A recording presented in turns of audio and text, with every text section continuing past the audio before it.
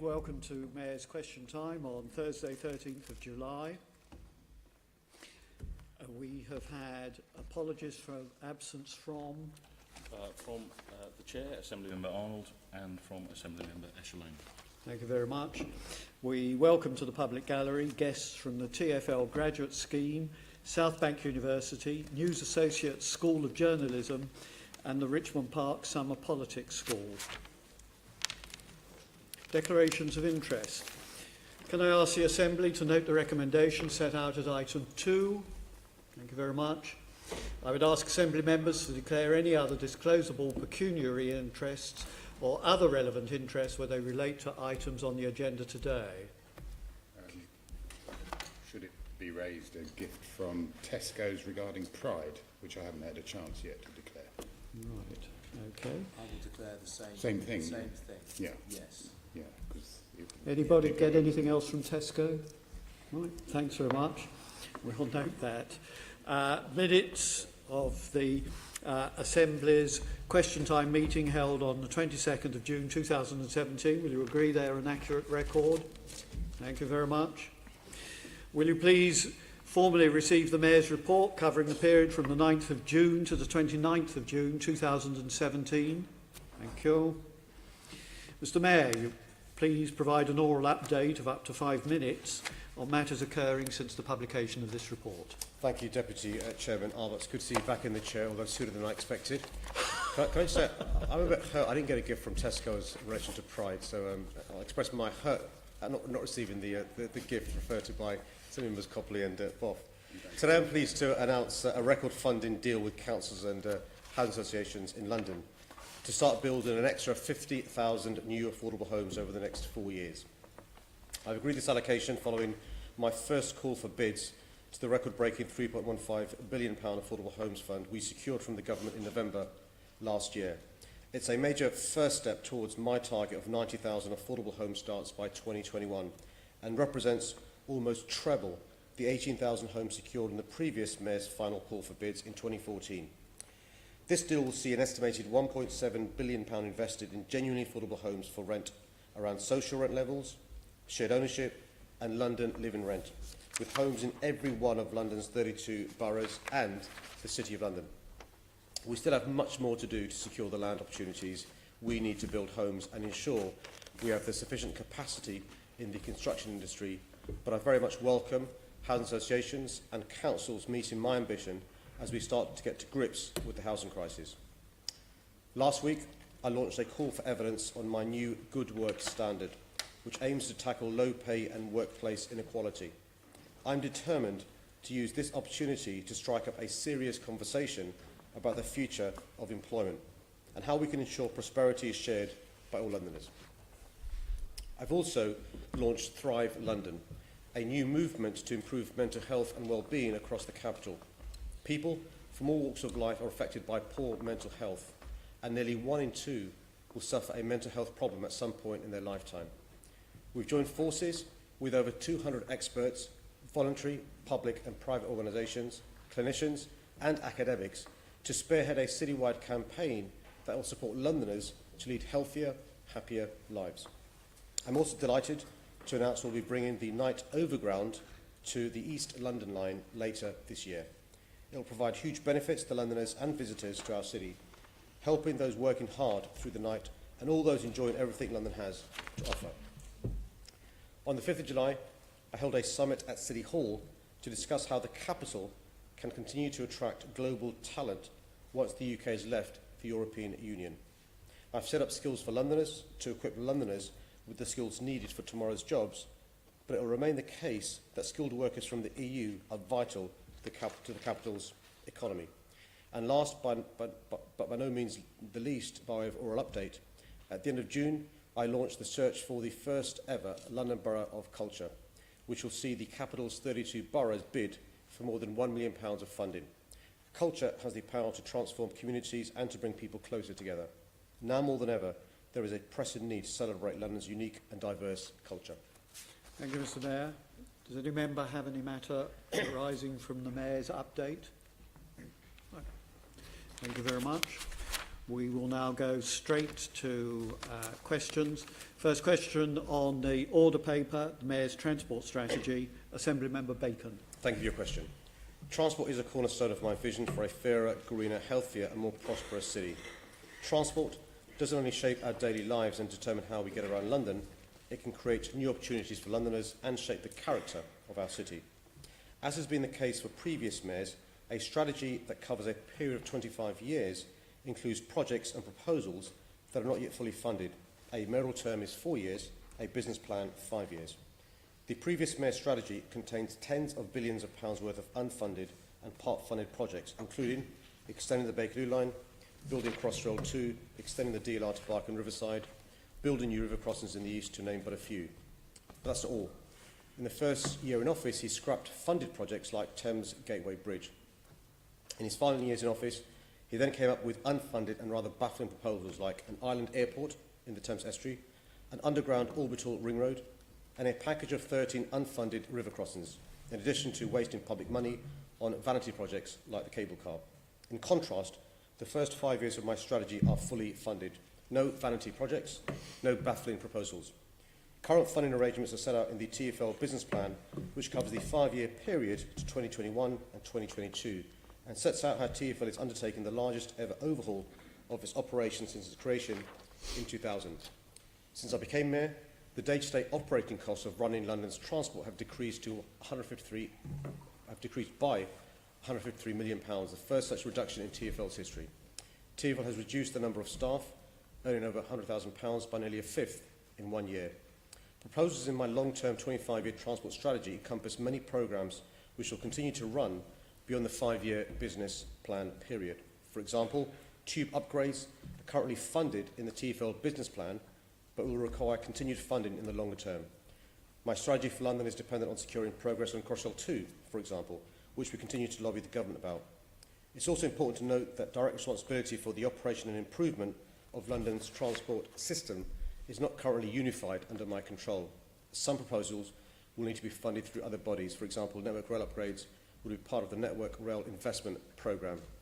Much of the funding for the infrastructure investment in the strategy, such as Crossrail 2, will be raised in London, but London does also need its fair share of funding from government for this investment, and I hope all members of the Assembly will join me in making that case. Thank you for your answer, Mr Mayor. Transport strategies are always long-term aspirational, and I accept what you say on that point.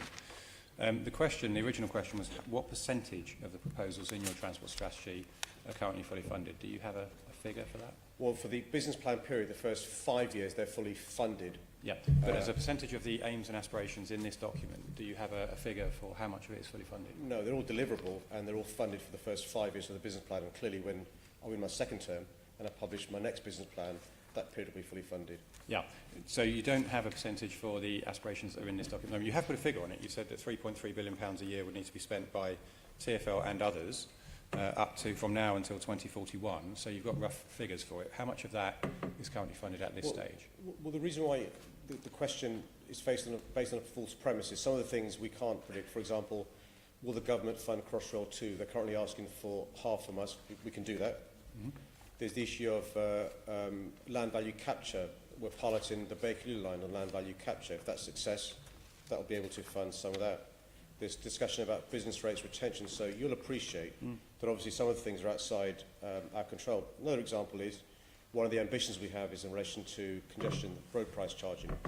But that is contingent in relation to VED being devolved to us as well. But we're still working on these plans, irrespective of the government yet not being in the place they need to be. Yeah, I mean, as I started my supplementary, Mr Mayor, I accepted that it was an aspirational document and that it would depend on various things falling your way, many of which actually will probably achieve cross-party support. Crossrail 2, for example, we would fully support you on that. But the question was, what percentage of the aims and aspiration in the document at the moment are fully funded? Do you have a rough figure for that? I know what you said about the first 5 years, but as a percentage of what's in here, what is that? 100% of the first 5 years is funded. Yes, I'm not asking about the first 5 years. I'm asking about the aspirations that you have in your transport strategy. How much of that is fully funded at the moment? No, but as I explained, the reason why that question can't be answered is, look, Crossrail 2, if all goes according to plan, is 2033 it comes on stream. Okay. The river crossings in the east, we're hoping to get the cycle pedestrian crossing 2020-21. Silver Tunnel with the improved bus links soon, Okay, but I'll the help other you out, process Mr. Mayor, will 'cause take some time. What I'm trying to get to is delivery. So, perfectly accepting that you are not omnipotent, neither was either of your predecessors, and people will want to know what you can deliver. So the document is aspirational. There's a direction of travel in it, some of which I certainly agree with, some of which less so. But people can judge the strategy on its own merits. But they will want to know how much you can actually deliver. And I accept the argument that you will be putting to the government over Crossrail 2, over some of the other devolution that needs to happen for you to be able to deliver some of this. But they will want to know how much you can actually deliver as part of your strategy, and that's the premise of the question. But it's with respect, it's the same with all strategies over 25 years. The previous guy and the guy before him also had transport strategies over 25 years. Which I've acknowledged, and I've said that they are aspirational strategies, and I've said that all along. What I want to know, Mr. Mayor, is how much you can deliver now on this, and what percentage of your transport strategy is deliverable by you under the current circumstances. I can deliver all of it that's set out in my business plan for the first 5 years. Okay, so you don't have a percentage for the actual strategy that is in your business plan. You can't put a figure on it now. For the first 5 years I can, the business plan period, 100%. Okay, I don't think we're making any progress here. Road pricing, Mr. Mayor, is quite a radical concept. It's something that is suddenly rising on the agenda. And in your transport strategy, you've stated, and I'll quote this, "A new approach to funding and delivering the transport network is therefore required. This must include addressing the fundamentally inadequate and unfair way in which road use is paid for in London, with motorists paying too little and in effect being subsidised by transport fare payers." Do you think that ordinary Londoners would agree that motorists pay too little, Mr. Mayor? Well, I think the issue is that we don't get the monies we pay. So the money Londoners pay in relation to road tax and other issues is not kept in London. It's used to subsidise funding across the country. So the issue is to get a fair share of funding we get in London. And the issue with how motorists pay is that some pay more than they should be paying. And that's one of the reasons why we're looking into the issue of road pricing, which we look at factors like time of day, emissions, congestion, and so what you do is you'd have a bespoke system to ensure people pay based upon usage. Would you be doing that? Would you ask there be then that there will be some kind of offsetting discount on things like road tax, MOT, and fuel duty? Yeah, good question. So one of the things we're discussing with the Treasury is in relation to the deal we get for London, because the frustration we have is we are subsidising, London is subsidising motorists around the country. London is subsidising road improvements around the country. And that's one of the reasons why the point I make to the Treasury is when it comes to fiscal devolution, financial devolution, you should look into the issue of VED, but also other issues that London has contributed towards other parts of the country. If we could keep what we as motorists spend, we'd be able to do much more for Londoners, including motorists, of course. Okay, to clarify then, so your ask from the Treasury would be further devolution of some of the vehicle-related taxes that are raised in London to be retained in London to fund improvements in London. That's very, very summary, yeah. That's the argument you'll be making? Yeah. Okay. Have you made that argument yet? Have you had meetings with the Treasury and put that to them? Yeah, we have. Okay, and where are you at with that? Well, I don't give a running commentary, but the Treasury's listening, which is not usual. Sometimes when you make the point with them, they can often metaphorically close the door shut. And we're in discussions, and I think the Chancellor understands the frustrations Londoners have in relation to the current arrangements with things being too centralised. Okay. Final question on this then. Do you have the powers at the moment to implement road user charging? So we're exploring what powers we do have. The issue is not simply powers, it's technology. And so the C-charge technology is coming towards the end of its lifetime, and the question would be whether we invest more in that technology or look at other technology around road pricing. If you remember, years ago when the C-charge was first introduced, it was the first of its kind in the world. No global city of the size of London, because small villages and towns are not really comparable, no global city has done road pricing on the scale we'd need to do it. So it's not simply a question of powers, it's a question of technology as well. So that's one of the things that the long-term strategy sets out, is looking at the issue of strategy for road pricing. A question on something a pigeon asked later on is in this issue, because it's something that we're attuned to and we're going to look into. Okay, my final area of questioning is around the private hire industry. Yeah.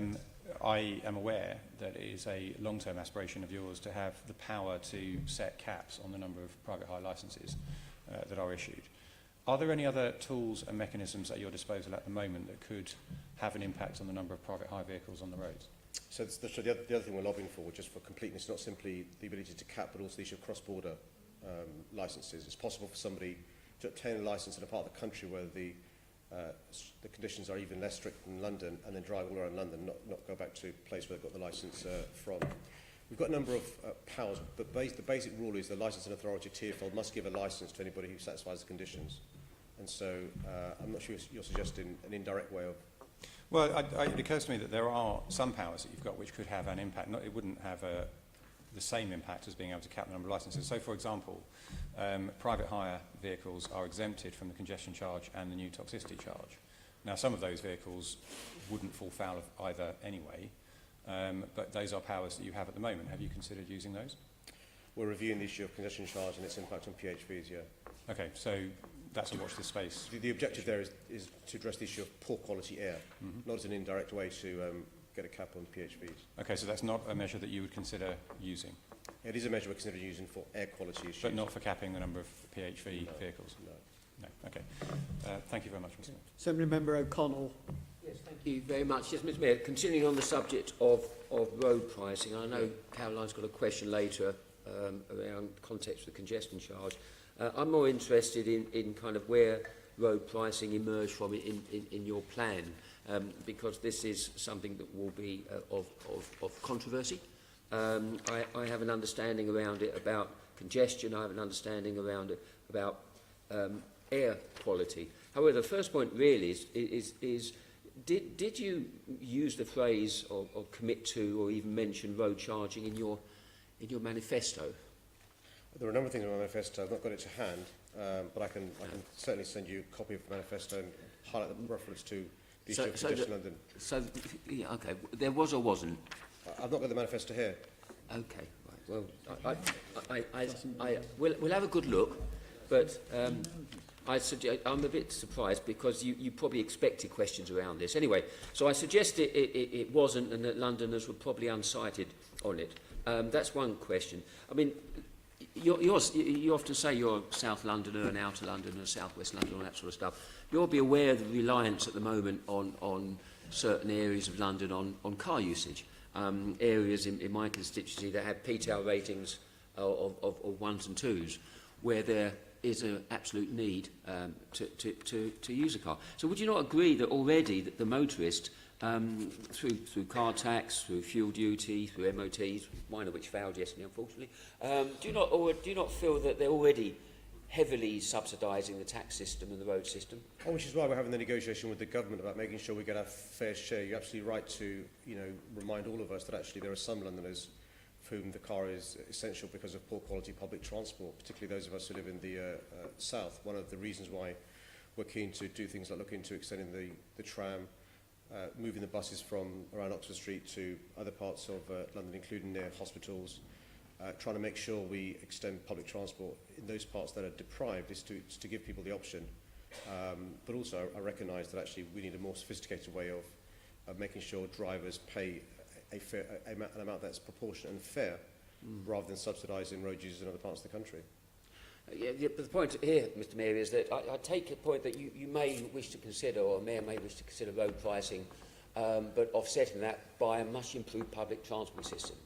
Londoners may well consider it if they knew that they could have a bus network in outer London that was no bus stop further than, say, 200 metres away from their stop. So I would suggest, Mr. Mayor, would not road pricing be something for a second term when you could actually go out? You could actually go out to Londoners on a mandate, which I think was missing, and ask them specifically, would you vote me in? Well, can I say this with respect, because I don't want to be criticised by the Deputy Chair for being rude to an Assembly member. But I think the problem with your question is it's based on the same false premise as the previous questioner, which is this is a 25-year transport strategy. Nowhere have I suggested road charging in term one. In fact, I'm being criticised for these guys for a manifesto promise not to increase congestion charge in term one. The issue is we've got to be exploring the technology to look at the issue of road charging in future years. The strategy is 25 years, so it's almost laughable, the idea that a serious politician would ask all 25 years funded, but there you go. So you won't be introducing road pricing in your first term? No. Thank you. Next question is from Assembly Member Dismore, and it's lessons learnt from Grenfell Tower. Can I begin by just saying I'm sure all of us have in our thoughts and prayers the families and friends of the victims and everyone affected by this fire. It is imperative we get answers to all our questions about what happened, to make sure justice is delivered, and to make sure nothing like this ever happens again. I'm taking immediate steps to make sure lessons are acted upon in those areas where I have the powers to do so. For example, I've asked the Commissioner of the London Fire Brigade to investigate what extra specialist equipment and support they might need to keep the capital safe, and I've asked my team to consider what can be done through the New London Plan to improve fire safety. The police's criminal investigation is not a matter for me, but another Met Commissioner is determined to secure justice for all those affected.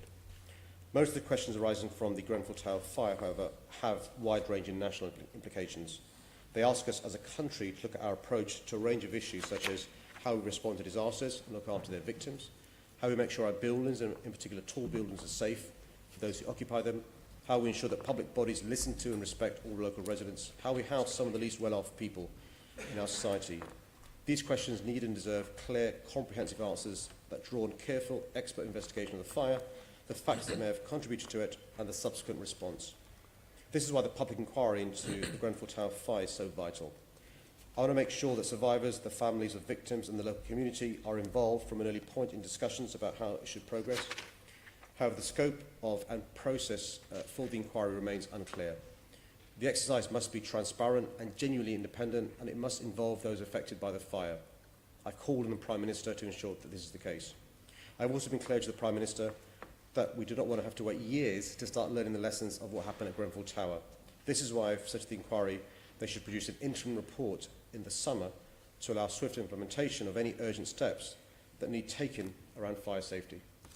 Well, thank you, and I'm sure we all join in expressing our sympathies and condolences to the survivors and the bereaved, and also in commending the outstanding courage and bravery of the firefighters, police and ambulance staff.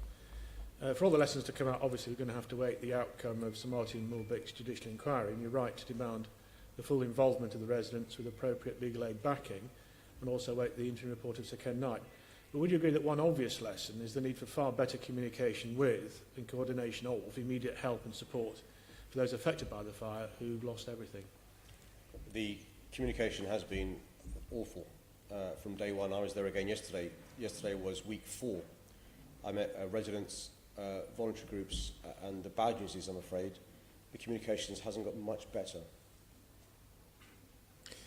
We've already seen that the Fire Commission has increased predetermined attendance for high-rise fires, and as you say, you've rightly asked the Commissioner to advise on what additional resources she considers the Fire Brigade needs. Would you agree we need to look at the requirements for and suitability of taller area appliances like the one we borrowed from Surrey, and of drones like we borrowed from Kent? Will you look at extended duration breathing apparatus sets, and also radio communications, which actually was also an issue thrown up by the King's Cross inquiry 30 years ago? And what approaches have you made to the government to make sure they contribute their fair share towards the LFB's requirements? So, of course, there's going to be a public inquiry, and of course there's going to be a criminal investigation, but that could take some time, and I'm not willing to wait that long. So, in consultation with the Chair of LFIPA, I asked the Commissioner to meet with me and the Chair of LFIPA, and I said to the Commissioner, through the Chair, that what I'd like from the Commissioner is an urgent review, based on her experience from Grenfell Tower, of what further equipment she thinks the fire service needs, learning the lessons of Grenfell Tower. I've received the urgent review from the Commissioner, and I've written to the Home Secretary asking her for additional support financially to make sure our firefighters have the equipment they need. And the basic point I make is this: the arrangement and agreement we have with the fire service is one that's quite remarkable when you think about it. Firefighters, men and women, agree to go into a burning building running towards danger, risking their personal safety and the personal safety of their colleagues. And I think it's not unreasonable for them to, quid pro quo, ensure they've got the right equipment. And so the LFIPA committee, relevant committee, will meet in the next couple of weeks to discuss the issue of funding. But we need to ensure that they get the equipment as soon as possible. It's worth bearing in mind, though, some of this equipment takes some time to receive once you've ordered it. So what I've said to the Commissioner is, that my promise to her is she will get whatever she needs. Thanks. And would you also agree that we need to revisit the cuts of the previous mayor, especially the reduction of fire safety inspecting officers? I'm sure you won't tell me to get stuffed like Boris Johnson did when I challenged him at the time, but do you also agree a wider issue may be the former mayor's cuts to stations, pumps and fire crews, though that's a longer issue for the inquiry to look at? So we're revisiting the London Safety Plan in relation to Grenfell Tower. You'll remember there was a mayor, Anthony Mayor did a report in relation to the impact of the previous mayor's cuts on London Fire Brigade. And as a consequence of Grenfell Tower and the advice from the Commissioner, we'll be revisiting some of the issues around the safety plan. Well, thanks for that. And lastly, the Brigade's also done a lot of work predating the Grenfell fire and the need to improve the regulatory framework, the recall of defective white goods, and especially after Lakenal House fire, the need to implement the coroner's recommendations on the retrofitting of sprinklers. Indeed, apart from Grenfell, only last week we saw a school burn down in Hackney because it didn't have sprinklers fitted. Will you be raising these Fire Brigade recommendations again urgently with the government, as they don't need to wait the findings of the inquiry? I've raised them regularly at the task force meeting the Prime Minister chairs. It's worth remembering the timelines. The Lakenal Tower fire happened in 2009. The coroner's inquest in 2013 recommendations made, including the three ones that are relevant for the purpose of your current questions, is 1. All buildings, tower blocks, which are at major risk should have sprinklers retrofitted.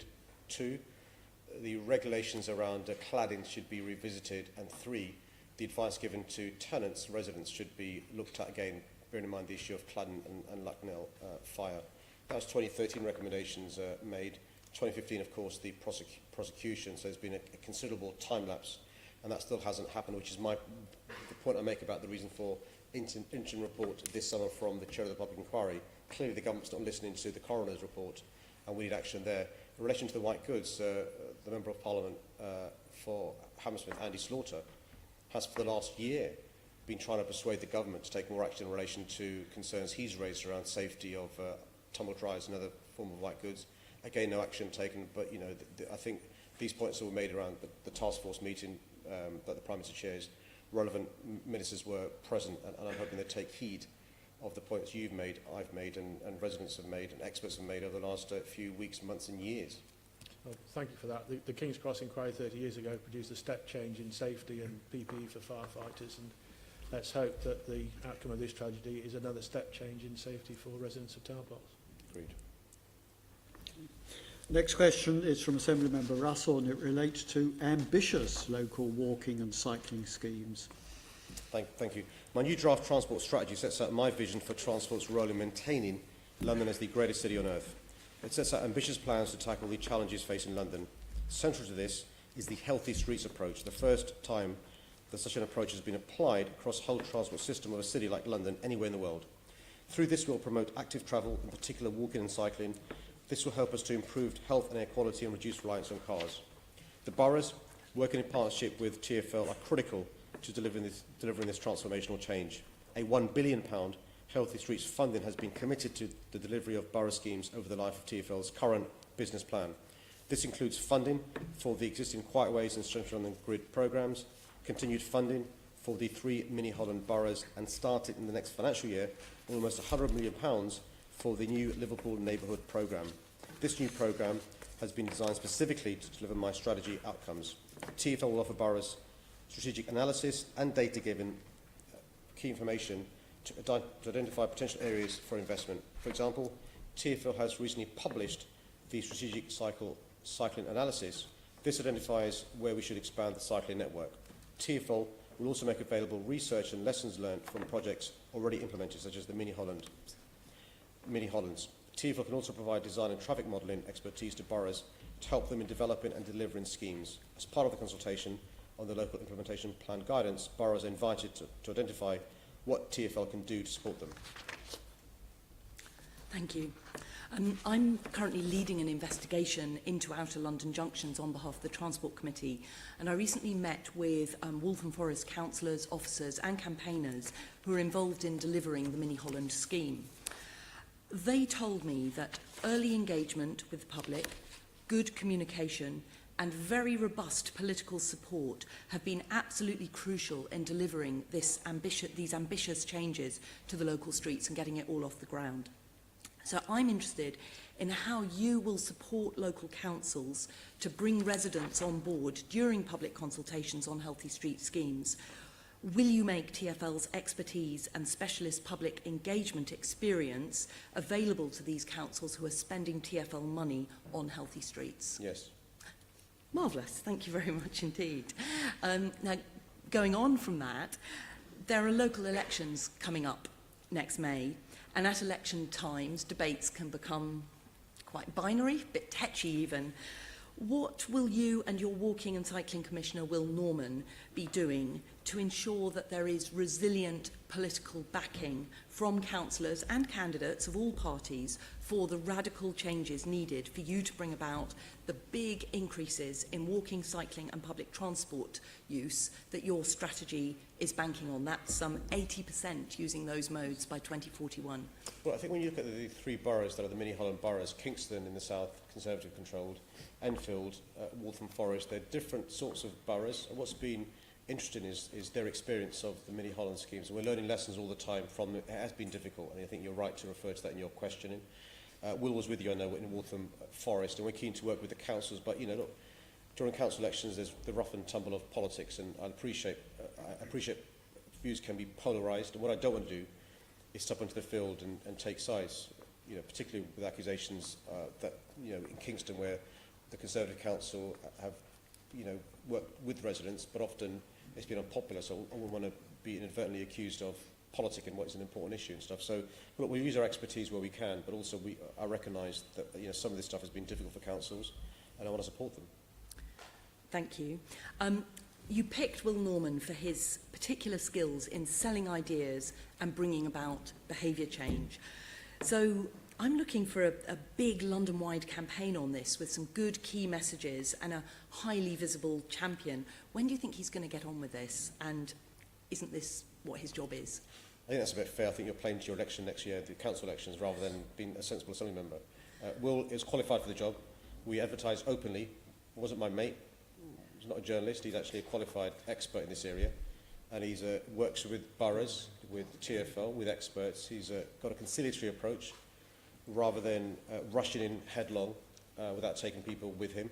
And I think his conciliatory approach has won friends all across London. We've had to look at the whole issue of, you know, cycle superhighways, the whole issue of quiet ways, the whole issue of recognising a lot of these schemes only happen in partnership with local authorities. If local authorities, you know, don't themselves want to encourage more people to walk and cycle, we've got to persuade them it's the right thing to do using evidence and obviously the views of local residents. But we can't force councils to do things when it's not our roads. And so that sort of conciliatory approach is what we need, and I think Will's doing a cracking job. I think, you know, I'd argue he's done more bridge building, more persuasion in his first few months than the previous chap did in many, many years.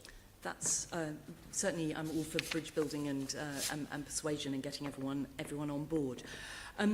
You mentioned some of the sort of really high quality schemes that have that did see considerable pushback before they were delivered, such as there's the Lee Bridge Road, there's the Village in Walthamstow, there's the East-West and North-South cycle superhighways, which are now successfully in place, being used and enjoyed by Londoners, and the sky hasn't fallen in.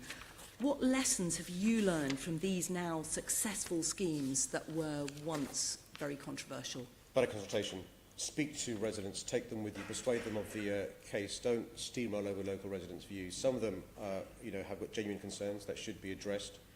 You know, and it's really important we do that. I think, but also I think we can't have within Transport for London them and us attitude. Transport for London works to serve Londoners. Transport for London can't be seen as simply people who are interested in, you know, road users who drive vehicles. They've got to be looking after walking and cycling as well. That's why we've got at the centre of our transport strategy, walking and cycling, encouraging more people to walk and cycle. So when it comes to, for example, funding, we're going to reward councils in relation to the lip stuff, whether they're following our agenda, which is, look, the harsh reality is London's population is growing. We're 8.7 million now, we're going to be 10 million by 2030. We need to have more people walking and cycling. My ambition is 80% walking and cycling, but also actually, if you're walking and cycling 20 minutes a day, you live healthier, longer lives.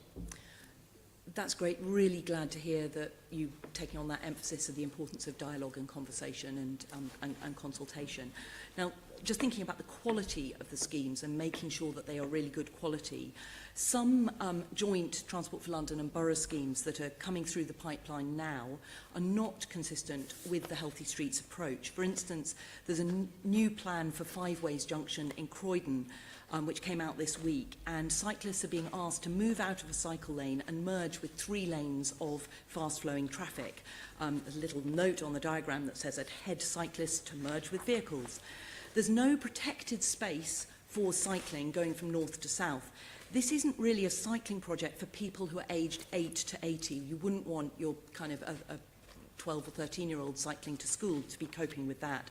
People on Twitter have been wondering if the TfL modelling team actually got the Healthy Streets memo. Are you aware that there are schemes like, that are not compliant with Healthy Streets that are being put out to consultation, and what will you do about that? Well, Steve's not on his seat, but I'll speak to the Assembly member, but also Dr. Woolnold to look into the particular case. I don't know enough about it. Okay, I mean, Mike Brown promised me back in June last year that the Healthy Streets check tool would be applied to all junction schemes at a design stage. It looks as if that didn't actually happen at the Five Ways Junction. If it did, I'd be very interested to see what score it got. Is it possible for you to get that for me? Well, I've said I'll look into it with the Assembly member and also Will Norman. Thank you. And then the Healthy Streets check tool is useful for scoring specific junctions or bits of public realm in a lot of detail. But there's a need for a tool that can test the quality of an entire route objectively to check that it's fit for funding and to check that the TfL money is being spent really well. Will you ask TfL to create a whole route quality check for Transport for London schemes, funded schemes like those that you hope to see in the boroughs? Yeah, but when a cyclist goes from home to work or home to college, the route he or she takes is different depending on where they live and where they go to and stuff. So we can't, check every single route London has taken. Of course, but I mean for, if you're talking about a specific Quiet Way or cycle superhighway route. Well, what TfL have published is the strategic cycling analysis. We'll make sure we analyse all 25 of those. But I think I've got to be realistic about the ambition. The ambition is to have more and more people cycling, for there to be more and more routes. And I think the idea for us to have controlled frequency from the centre in relation to controlling all the routes doesn't work, because we've got 32 boroughs plus the City of London. And so, of course, we'll help them with the modelling we've got. Okay, so you're not keen on a whole route thing, but you are happy for the Healthy Streets check tool to be used to sign off on all projects that come out? Well, we want to make sure we use the data we've got to assist councils reach the right decision. Look, no council sets out to create a dangerous route or a route that won't be used. So councils, like having the information. So we've got data, we'll make it easily available to councils so they can make the right decisions. But I can't imagine any council would want a route that's not safe. Okay, and then finally, I've received some reports from borough officers about Transport for London holding back schemes that boroughs and the Department for Transport are keen to get on with, especially by being slow to complete the modelling. Is there anything you can do to get Transport for London's modelling team to work a bit faster? Can I just say that there'll be a smirk across the faces of many TfL staff, the idea of borough officers accusing TfL of dragging their feet. Okay. Bear in mind, Fair enough. There are council elections next May, and we know what happens in the months preceding the council election. So look, pot kettle black is the answer I give to that. Okay, fair enough. I'll thank you. Assembly Member Curtin. Chair. Now, with some of the mini Holland schemes that we just talked about, particularly in Enfield, I know because some constituents have written to me, there are concerns about putting in cycle lanes on roads that are already quite narrow can lead to an increase in congestion. I mean, how are you going to make sure that that doesn't happen in the future? Well, actually, cyclists take up far less road space than vehicles do when you bear in mind how many people cycle. So actually, you've got a population going from 8.7 million to 9 million by 2020, 10 million by 2030. We can't have them moving around by driving cars.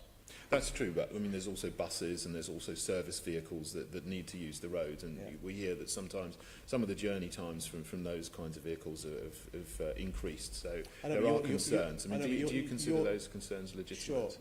You'll agree, because we've discussed this before, that it's a bit unfair to blame cyclists for the congestion in London. There are a whole host of reasons for congestion in London. Rising population, the increased numbers of people ordering stuff by internet and being delivered in vehicles. The amount of private hire vehicles is a common issue that we raise all the time. So there's complicated reasons for congestion. We're doing a study in relation to looking at what the issues are and stuff, but I think it's unfair to perpetuate the myth that cyclists are to blame for congestion in London. Okay, thank you for your view. The next question is from Assembly Member Whittle, and it's about Speaker's Corner. Thank you for your question. I believe that free speech is a fundamental right for all citizens. As you say, for many decades, Speaker's Corner has been an important place in London where people have exercised this right. We must all work to ensure this remains the case for decades to come and that London remains open for all to express their views. You should be assured that upholding people's right to free speech is an issue I take incredibly seriously. I've now looked into this matter as a result of your question, and I think you may have misunderstood the Met's activity. This is not about freedom of speech.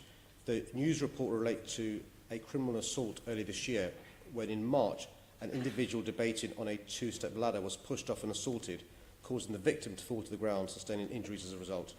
An investigation into this incident is ongoing. The Met have a duty to maintain law and order, so at Speaker's Corner they've taken action to fulfil this duty and are conducting activities to safeguard the public following the assault. Public safety officers have attended the scene and provided safety advice to speakers opting to use ladders. These officers are continuing to provide sensible safety advice at Speaker's Corner to members of the public who choose to stand on high ladders or railings, particularly when the area is crowded and the risk of another incident is at its highest. Additional patrols have taken place in the vicinity with the view to provide reassurance and help identify the assailant of the assault. These patrols will continue. But I want to be very clear. The police response to a specific incident is not a ban on public speaking at Speaker's Corner, nor indeed is it even a ban on the use of ladders or soapboxes. I'm sure Londoners will agree officers on the ground have taken a common-sense approach in response to a recent criminal assault in order to safeguard the public from any further harm. For the avoidance of doubt, people are free to use ladders and soapboxes if they wish.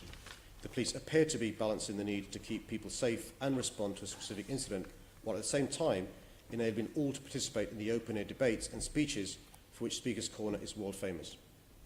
Thank you for your response, Mr. Mayor. I mean, from what I can understand, you say that ladders, it's not a ban on ladders, but as I understand it, it means that you can only go up 2 steps on a ladder. Now, the thing is that it seems to me that this is police meddling of an extraordinary nature.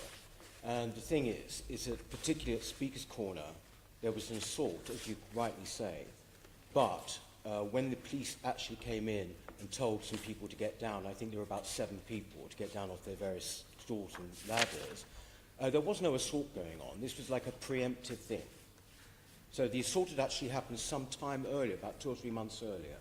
And it seems to me to be part of this growing sense of, sort of prevention, which actually has the effect of restricting. And this is, I know it's Speaker's Corner, but this is symbolically incredibly important. Been going for 150 years, as you rightly point out. Do you not think that surely, the road to hell is paved with good intentions, and if this is sort of brought in with the rigour that it's already been applied in this instance, don't you think this is dangerous? Well, a few things, just to unravel what you've asked. Firstly, the police aren't stopping somebody standing on steps 3, 4, 5, 20 of a ladder. They're giving sensible advice if there's crowded situations. And you'll appreciate, bearing in mind you appear to know the history, that 150 years ago they weren't using 2-step ladders. Yes, but Mr. Mayor, look, you speak in public quite a lot.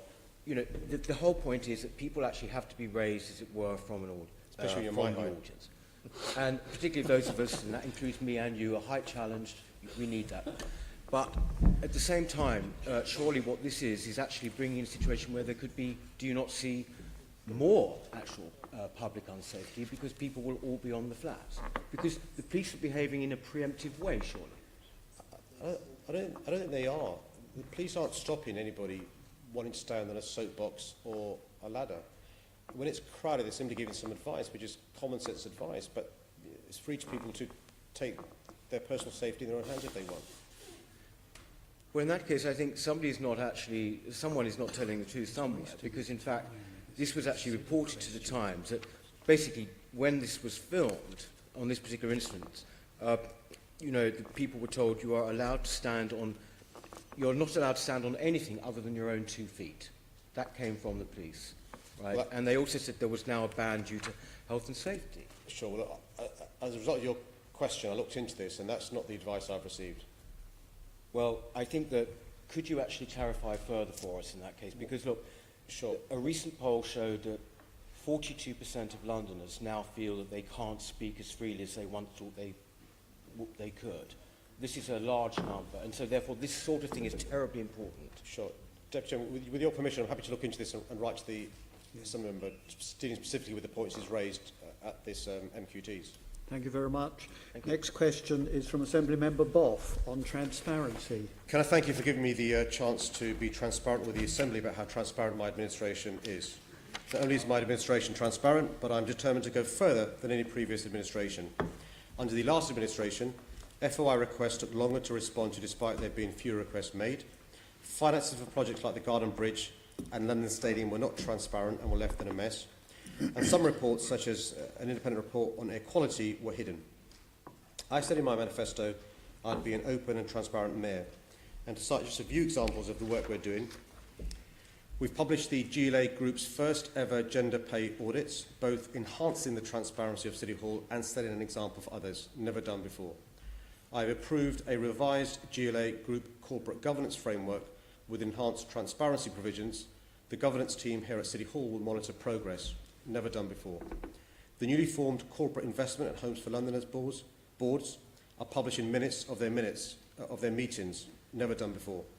TfL is for the first time routinely publishing replies to all the FOI requests it receives, and the GLA is responding to more FOIs than ever before, while meeting its performance targets. During my first year in office, we saw a 55% increase in the number of FOI requests, but yet reached the GLA's strongest performance since the introduction of the Act in 2005. We responded to 92% of requests within the 20-day deadline. There are many other examples of my administration being the most transparent ever. We live stream public scrutiny events through social media, such as the State of London debate and People's Question Time, to make them fully accessible to the public. We now live stream TfL board meetings and publish minutes from the TfL board and subcommittee meetings. MOPAC is developing new and innovative performance dashboards that will show progress against the police and crime plan and drive better performance. I've also launched a small number of focused reviews with full public reports published or to be published. These are an important exercise in transparency. I've also set out making this a listening administration. This is why we conducted an open and thorough consultation exercise on my City for Londoners document. That's why we consulted extensively on my police and crime plan. And that is why we're working to give the public more options to raise questions and queries digitally, and we carry out online surveys to gather Londoners' views on a wide range of issues. It's why, for example, I spent 2 hours this week talking to and taking questions from the public about good growth. It's why our consultation exercise on my plans to improve air quality receives a record number of responses. It's why I won't hide air quality reports which show that deprived school pupils are disproportionately affected by toxic air. We've made huge progress in the last 14 months. However, I'm not complacent. I will ensure that the GLA Group continues to lead the way of transparency and accountability. Mr. Mayor, the Deputy Mayor for Transport came to a transport plenary, and she stated that she was not aware that the Garden Bridge transcripts and audios, that you had refused to release those to the Assembly. She said the Mayor is very committed to transparency.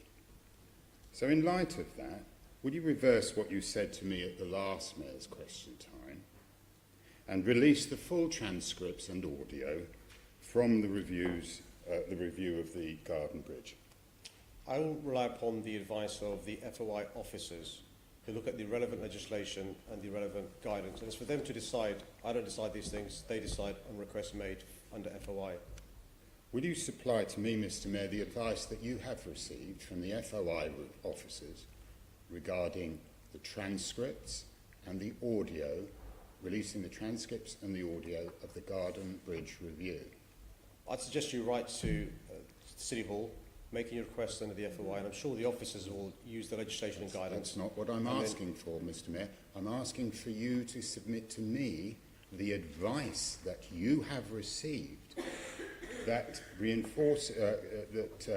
props up your position that you will not release those transcripts and audio. Well, I'll repeat it again. Look, I'll follow the advice given by the officers. We employ experts to do an That's expert fine. job. That's fine. And I think it's commend you in important- following that advice, Mr. Mayor. I commend you in following that advice. Will you show me that advice? Deputy Chair, I'll repeat again for the fourth time. I will follow the advice given to me by experts we employ. We pay them a lot of money to follow the legislation and the guidance and to provide me with their advice, and I follow their advice. Mr. Mayor, was that advice written on a piece of paper, or was that advice in an email, or was that advice verbal?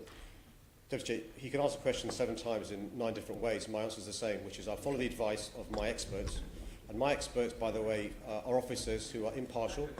They follow the relevant legislation and the relevant guidance. And I'm really proud that at a time when the numbers of FR requests have gone up to record levels, our response rate is 92% within 20 days. And if the Assembly member wants to make a further request, he's more than happy to do so. Mr. Mayor, how did you receive that advice? I'm happy for the Assembly member to make the request to the officers using FOI. I'm not making a request to the officers, Mr. Mayor. I'm making a request to you, and for some reason you are unable to tell me how you received advice. What medium it was presented? Did it get emailed to you? Was it via an officer briefing? Was it on a piece of paper? Was it via a Ouija board? I really don't know. But what we have to know is how you are being informed. It's a part of our job, just a bit of education. Our job is to ensure that you are making decisions with all the information available to you. It is your legal duty to do so. All I am asking is to see that information. Well, Dr. Can I respond to this 3-minute question quite simply?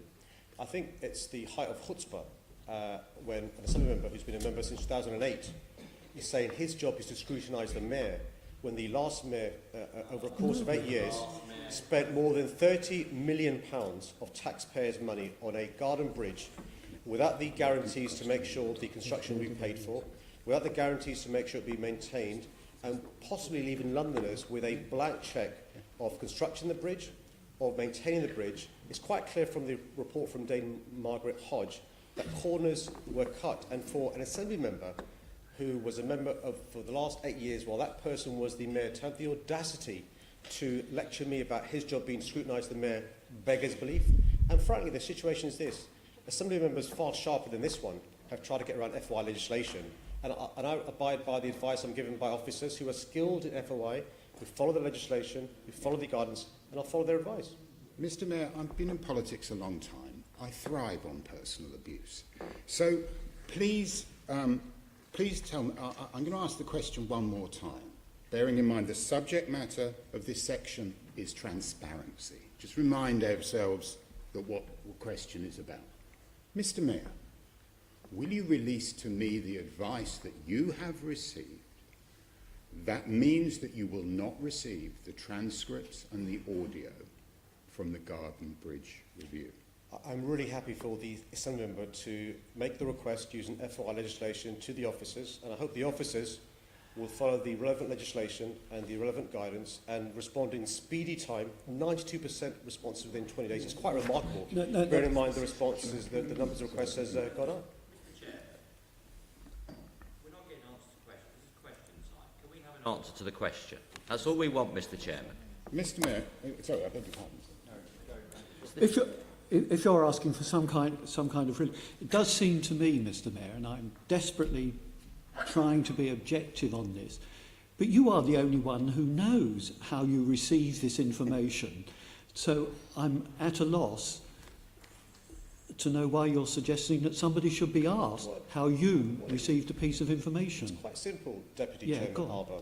The Assembly member could quite easily make the request through using FOI and ask the question he's asking me using FOI, and he's trying to get around the FOI legislation. And you as well, you and I have been in the game long enough to know this is poor politics because it doesn't get to the truth of the matter. The truth of the matter is, we asked the former chair of the Public Accounts Committee to look into the issue of the Garden Bridge project. Her report was damning of the last administration when he was a member. Mr. Mayor, this isn't a question about the Garden Bridge report. Oh, I thought it was. It's a question as to how you personally received a piece of advice.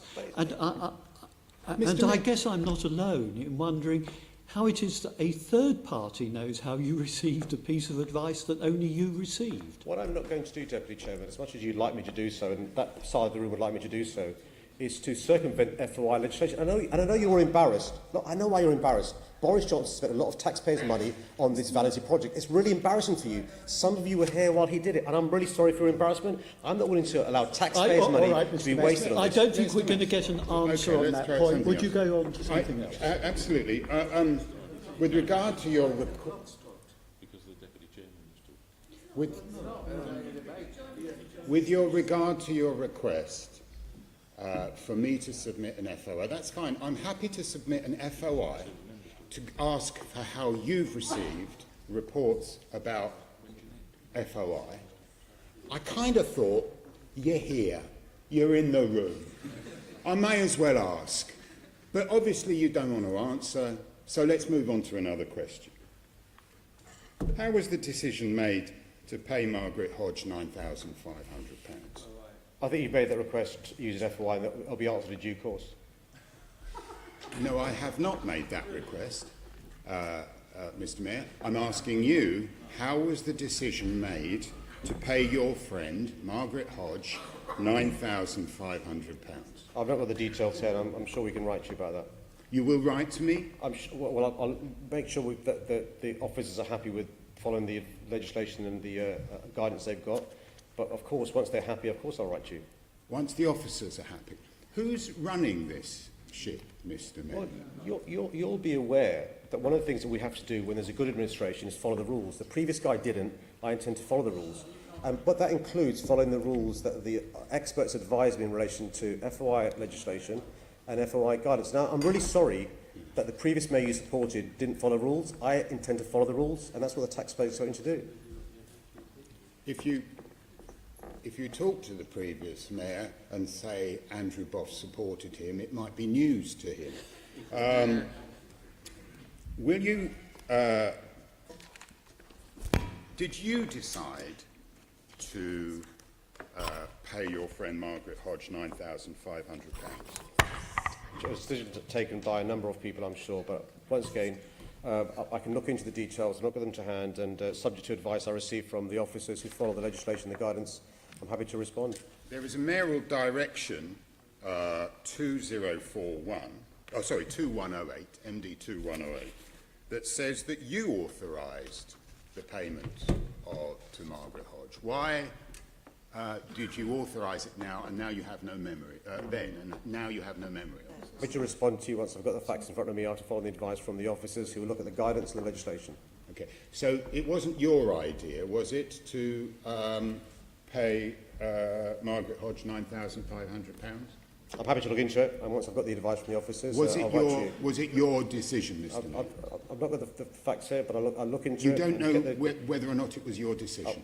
I'm happy to respond to you once I've got the advice from the officers who follow the legislation and the guidance. You don't know whether or not you took that decision, is that what you're saying? That wasn't and you the have to ask officers whether or not you made that decision? That wasn't the question you asked 4 questions ago. The question you asked 4 questions ago, which you're repeating. I got no joy out of the 4 questions which you're ago, repeating. right? So I'm moving on, Mr. You're trying to ask the same question in 17 different ways, and my answer is the same. It's not the same question. What? Who did you decide to pay Margaret Hodge £9,500? Well, you'll be aware, because you're a long-standing member of the Assembly, having served when Boris Johnson approved the Garden Bridge, that although the Mayor signs the mayoral direction, he receives advice from others. And the point I'm making to you, I'm trying to be as polite as I can, bearing in mind the repetitious nature of the questions, is, look, I'm happy to look into this, and subject to the advice I receive from the officers, who will, I'm sure, look at the guidance and the legislation, respond to you if you want a fuller answer. I know it's frustrating for you. I can understand why you're embarrassed, but Boris Johnson is not my responsibility, he's yours. I want to talk about this, Mayor. You want to talk about the previous one. I understand that. Well, I understand why you do that. You're trying to... This is a technique you use all the time, Mr Mayor. Well, when you don't want to answer a question about transparency, you talk about something else. And the public the public can see it coming a mile off. Ask Sadiq Khan a difficult question. He talks about Boris Johnson. That's fine. So, did Margaret Hodge email you to ask for the £9,500? I've not received any emails in relation to the Garden Bridge, but I'm sure I can look into this, and the officers will look into this, and then, subject to the relevant legislation and guidance, respond to you. You've not received any emails regarding the Garden Bridge? You asked the last question, I answered it. Now you're trying to No, I'm just clarifying what you've just said. You did not receive any emails. There's no need to clarify. I've answered it. Sorry? I answered the question. I will make sure that the officers, after they follow the guidance and legislation, respond to questions you've got about the Garden Bridge. But, listen, the Garden Bridge review was into the work done on the Garden Bridge by Boris Johnson. And listen, I know it's embarrassing, I know it's frustrating, but that's the way it is. Mr Mayor, did you, leading up to that decision... Which one? Leading up to that decision to pay Margaret Hodge £9,500, did you have meetings with her regarding that sum of money? I've not met with Margaret Hodge about the Garden Bridge during the course of her independent review. You haven't met with her.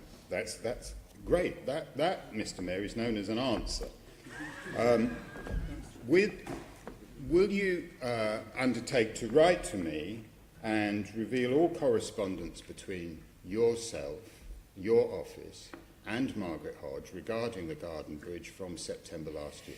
Well, just to repeat, what I'll do is take advice from officers who will look at the relevant guidance and the relevant legislation, and subject to the expert advice that we pay a lot of money for, I'll respond to the Assembly member.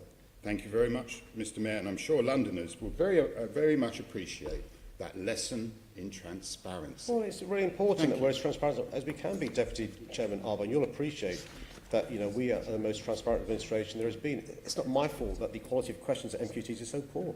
Yes, I appreciate that this has been a good game of political ping-pong. Assembly There's Member been a lot Bacon. of pinging, not less ponging. Assembly Member Bacon. Thank you very much, Mr Chairman. Just a sort of sweeping up question, Mr Mayor, because I'm a bit confused, because I've been a member of the London Assembly for 9 years now, and my understanding was that Mayor's question time, the process was that members come and they ask the Mayor questions and they receive answers. After that exchange, I now think that the process of Mayor's question time is that you will only answer questions that are subject to the Freedom of Information Act. Is that correct? No. No? Oh, okay. Because starting your answer boasting about being so transparent, I don't think there's a single person sitting in this room that think that exchange was transparent. The limit for responding to a Freedom of Information question is £450, and the average cost, and the people have looked into this, for responding to a Mayor's question is £70. Do you think it's reasonable use of taxpayers' money to not answer Assembly members' questions? There is a very and good ask them to put a question in through FOI? There is a very good reason why we have FOI legislation, because it's important. Officers who give advice are able to discuss that advice robustly. That's very important reasons why, for example, we don't encourage members of staff to breach the confidences within an organisation. And so what we've got to realise is if it's the case that a half-smart politician is trying to circumvent FOI legislation there for a good reason, by asking questions that he knows Mr. Mayor, contains... Well, let me ask... I've been asked the question. I've been asked the question. Chairman, to answer the question. He's not answering the question. He's deflecting again, which is, as Andrew Boff has just said, is a well-proven This impartial tactic. tyranny, is it? The question I asked you was, is it a good use of taxpayer resource for you not to answer questions at Mayor's question time and ask people to submit FOIs instead? I think it's really important when you have rules that you abide by them. I could very easily Mr. Mayor, where is the rule that says that you can't answer questions at Mayor's question time? The rules are, if there is, for example, a discussion, if legally privileged advice is received, if officers are given advice to policymakers, and for very good reasons... Was that legally privileged advice then? I'm trying to answer the question. You're not trying to answer the question, Mr. Mayor. You're trying to waste time. Was that legally privileged advice? The advice about Margaret Hodge, the advice about the Garden Bridge, and not releasing transcripts, is that legally privileged? Is this my turn now? Yep. Okay. So the issue is that we're well aware from previous questions raised by Assemblymember Boff that he has issues about the Garden Bridge. He has concerns that we've uncovered the amount of taxpayers' money wasted by the previous mayor. And he's embarrassed by the independent review from the former chair of the Public Accounts Committee. And what's happened as a consequence is smoke and mirrors where he's trying to use a process point to hide his embarrassment. And Londoners aren't being fooled by this. No, Mr Mayor, sorry, I have to interrupt you again, Mr Mayor. If you do your homework properly, you'll understand that Andrew Boff is on public record as opposing throughout the entire process, the whole Garden Bridge process. His concern specifically is around the transparency of Margaret Hodges' report and your attitude to it. And the exchange that we've just had, I think everybody in this room will now go away thinking that the only way you can get answers from the Mayor of London at Mayor's Question time is to submit an FOI in advance, which costs 5 times the amount of a Mayor's Question. I'm sorry if you don't like the rules, but the rules are there Those for are not the a rules, reason. Mr. And by the way, my response to FOIs are far swifter than the previous mayors. And Yes, you your said that answer about 10 far times. more FOIs, but it's Mr. really Mayor, important to recognise I've they're asked there you, for a reason. I've already asked you, and you're deflecting again. I've asked you to show me where the rule is that says you can't answer a question unless it is subject to FOI legislation. Can you point me to that rule? Can you give me can you promise to write to me with that rule, or do I need to submit an FOI for that as well? I'll try and answer this question without being interrupted, and I'll try my best and, hope, and look towards you to just give me the courtesy of answering a question fully Courtesy without being goes interrupted. both ways, Mr. Mayor. Well, Point of order. Point of order, Chair. Look, can I just seek some clarification here? Is it that the member has been denied access by the Freedom of Information access to one of the questions, and he is indeed trying to circumvent asking questions in this forum when officers have turned him down? He needs to rephrase it or get the information another way. It really isn't the purpose of the Assembly member question time to vent processes that exist within the GLA. If that's the case, because I'm getting slightly confused by some of the aspects, is it about that the member has actually not been successful in accessing that information, has been denied that information appropriately and officially by GLA officers? It's not the use of Mayor's question time to try and come back and have a second bite. If you've been turned down, you need to rephrase the questions differently. Mr. And Chairman, Chair, my in that question sense, was I'm looking for a specifically about ruling. what the Mayor knows, Chair, on my point not of what order, the organisation. on my point of order, Chair, I'm looking for a ruling that somehow we seek some guidance around the table about that to avoid this ever happening again, and to be more productive and to get some answers in a two-way process. Yes, I understand that. Assemblymember Boff, as indeed the Mayor pointed out, attempted to ask the same question very many times, but one of the questions he did ask did relate to an answer which the Mayor gave today, which he could not possibly have asked by FOI, which was the information that the Mayor was given, how was it transmitted to him? And that had not been the subject of an FOI. Yes. I see that Assemblymember Boss' actual table question is, how transparent is your administration? Now, if we're going to allow questions to go into all this detail about things that are not actually in the question, aren't we getting to the stage where you might as well ask what the Prime Minister's engagements are, rather than actually asking a specific question? If Mr Boff wanted a specific question to be answered, perhaps he should have tabled a specific question rather than a very general wide one. I think that is the way, I think I've been here longer than any of you, but that is in fact the way this place works. This is our form of what are you doing today? Which you've used yourself many a time. Right. It is Have we many times. Have we finished on this question? Can I proceed Yes, to the next question? The only thing I would say... Is it a speech or a question? Is it a speech or a question? Mr Chair, the Mayor did accuse you of impartiality. No, partiality. Saying that this was not impartial. Outrageous. I'd just like to say, does he think he gets a better deal from Jeanette Arnold? Because I actually think she's... Give him a Right, we'll go on to the next question, which is from Assemblymember Copley on rehousing Grenfell Tower survivors.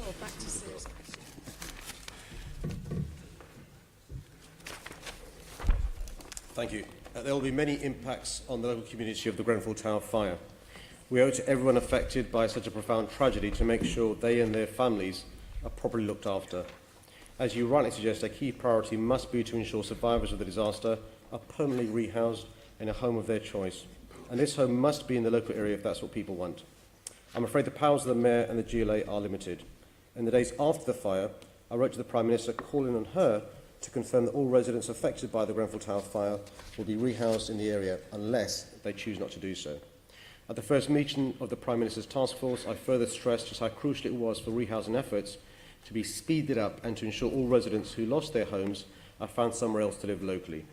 In the weeks since, As well as repeating these calls, I've also made members of staff from City Hall available to offer practical help with the rehousing efforts. That has involved GLA employees helping to set up processes for assessing what survivors might need and want, helping to identify what permanent rehousing options might be available. City Council belatedly asked for support from neighbouring councils, and I welcome the fact that Westminster City Council are now helping to ensure survivors of the fire are rehoused. Officers from my team have been embedded with these efforts to help get the process of assessing households' needs and preferences up to speed. It is clear much more needs to be done to find appropriate homes for Grenfell survivors, and the Prime Minister's deadline for 3 weeks for everyone to be rehoused nearby who is affected has passed, and yet as the deadline was reached, just 3 households had moved into new temporary accommodation and no families had moved into permanent housing. My team will continue to work to support efforts to find the homes we need, and I'll continue to call on the government to meet their commitment to house all survivors from Grenfell in a home of their choice. Thank you for that answer, Mr. Mayor, and it's incredibly concerning that this deadline has passed and so few Grenfell families have been rehoused. And I do appreciate, as you said in your answer, that this is not a direct power or responsibility of the GLA, but I appreciate you've been working both with the government and with Kensington and Chelsea. Do you get a sense from your conversations with Kensington and Chelsea and the government as to when all the families will be permanently rehoused? Well, can I be frank? I mean, I've been to North Kensington many times since the fire. Kensington and Chelsea Council are inept, they're incompetent, and they are close to being useless in the eyes of residents, and I concur with the residents. They've been missed in action. They've failed to provide the residents the support they need. And what's important is also that there is mutual aid provisions available. If there is a crisis for a council, a disaster, the council can rely upon the help of other councils to assist them. KNC took too long to ask for this help, and I'm afraid the confidence of local residents in KNC is gone. I'm not sure it's going to be restored by the new leader. What the residents wanted was a new broom, was somebody untainted, untarnished. The government could quite easily have done what they've done with other councils, send in commissioners, outside experts to go in and take over the running of services.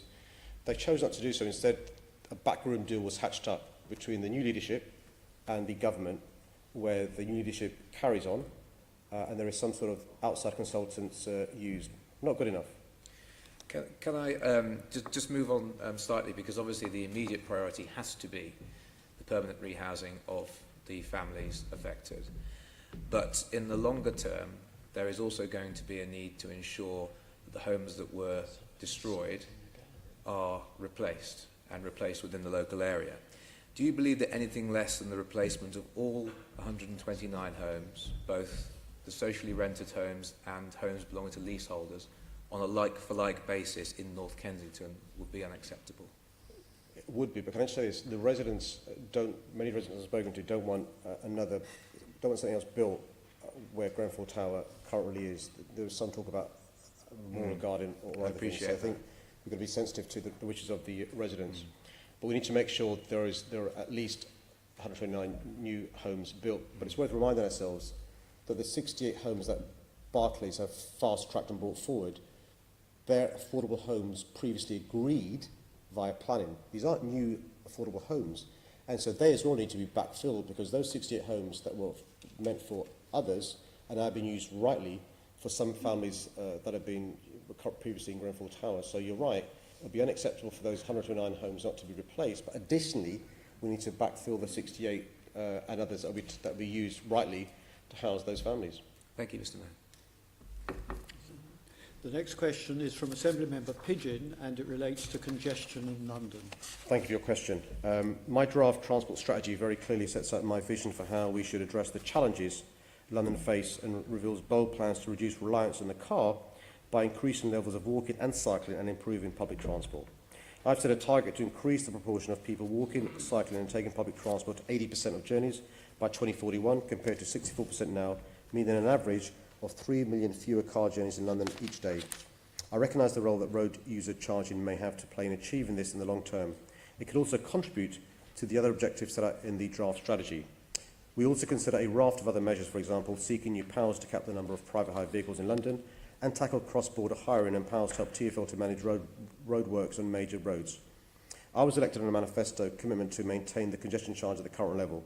It's important to keep to that commitment, but it's right that in a 25-year strategy, we look further at how we use that and other charges in the future. For example, a more sophisticated, fairer system which integrates the different schemes in London into a single per-mile charge, which more accurately reflects the impact of people's journeys, may be required in the longer term. Proposal 18 in these strategies states that we will keep all road user charges, including the C charge, under review to ensure they continue to meet the aims of the strategy.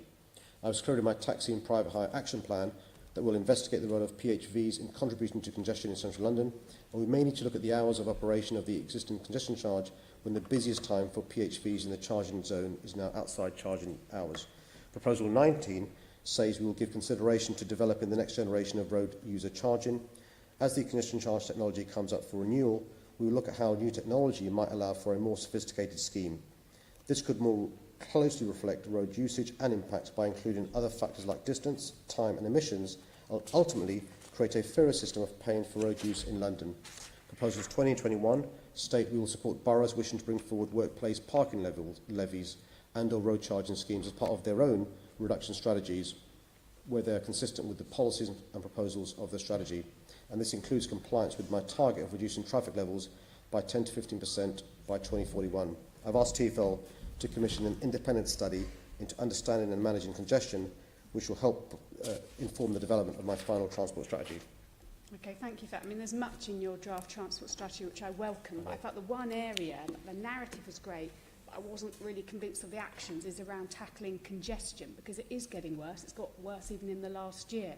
It costs the economy billions of pounds every year. It's a waste of Londoners' time and it's dangerous to health. Your strategy does state you'll give consideration to development of the next generation of road user charging systems, but there isn't a timetable, even if it is perhaps what would be your next term, assuming you're re-elected. You know, why haven't you set out that, and will we see that in your final strategy? So this term, we've got the T-charge coming this year, ultra-low emission zone coming 2019, subject to consultation for other vehicles 2020, and further afield 2021. The technology is not there for ULEZ. And so we're going speedily ahead to get the ULEZ technology ready. If you remember, the previous timeline was 2020. Yeah. That in itself has taken a huge amount of time. It will be the first of its kind in the world. And we've learnt from the C-charge, now quite old, ULEZ, technology is not developed around the world. So the reason why I can't give a timeline for road charger use is there is no global city that does this on the scale we need to do it. And so we will obviously invest in technology. We've got to be realistic. Some of the innovation will come from outside of London, and we're working with other experts around the world to see what we can do. Okay, let me just ask you some specifics. Your Sure. strategy talks about supporting boroughs with their own schemes. Would you support, for example, if a borough came up with, say, something around Heathrow, putting in a particular scheme, would you support that? So we're already in conversation with some boroughs. It's not fair on the boroughs to talk about which boroughs they are, about some exciting plans they've got, and we'll work with them. Okay, so there are some plans in progress with boroughs. There are conversations taking place with boroughs, and they're very good conversations, and they're quite advanced, yeah. And what about, we heard at Transport Committee yesterday about Hounslow. They've got plans to look at developing workplace parking levy to fund a specific transport project. Is that the sort of thing that you would support? So that's one of the boroughs where who are talking to us about some plans they've got, because look, most roads are controlled by boroughs. You know this, and so it's important to have the boroughs buy in. That's why, in answer to the previous question, it's no point us sort of command and control from the centre. You can't get things done. And so it's being collegiate, working with them, but we're really keen to provide whatever assistance and expertise and help they need, including sometimes resources. Yeah, brilliant. I really understand your points about fast-moving technology, and I really, really get that and the ambition ultimately in here. But in the short term, the congestion charge could be more effective, even using the technology that's in place. I'm wondering whether you'd at least consider whether you could vary the charging for congestion charge or the hours it operates in order to really tackle that immediate congestion in central London. So we always keep the congestion charge under review. It's really important we keep it under review. And I've alluded to in my answer about the patterns we've noticed in relation to particularly the hours just after you stop paying the congestion charge. So we're looking at the hours, and particularly we're looking at the issue of private hire vehicles. What I'm not going to do is increase the sea charge in term 1 for the obvious reason I made the promise not to, and I think it's important to keep to that promise. But you are considering some of those. We're reviewing other... that, yeah. There's some really interesting data we've got in relation to, you can see surges and stuff around different hours and stuff, which we've got to respond to. I would really, really welcome you doing something on this and looking longer term to do something. London is grinding to a halt. Our report from the Transport Committee on Congestion showed that, and you need bold measures. And yesterday, Professor Begg, who came for our committee, said there's no substitute for mayoral leadership on this issue, and I really hope we see that leadership going forward. Thank you. I agree with David, yeah.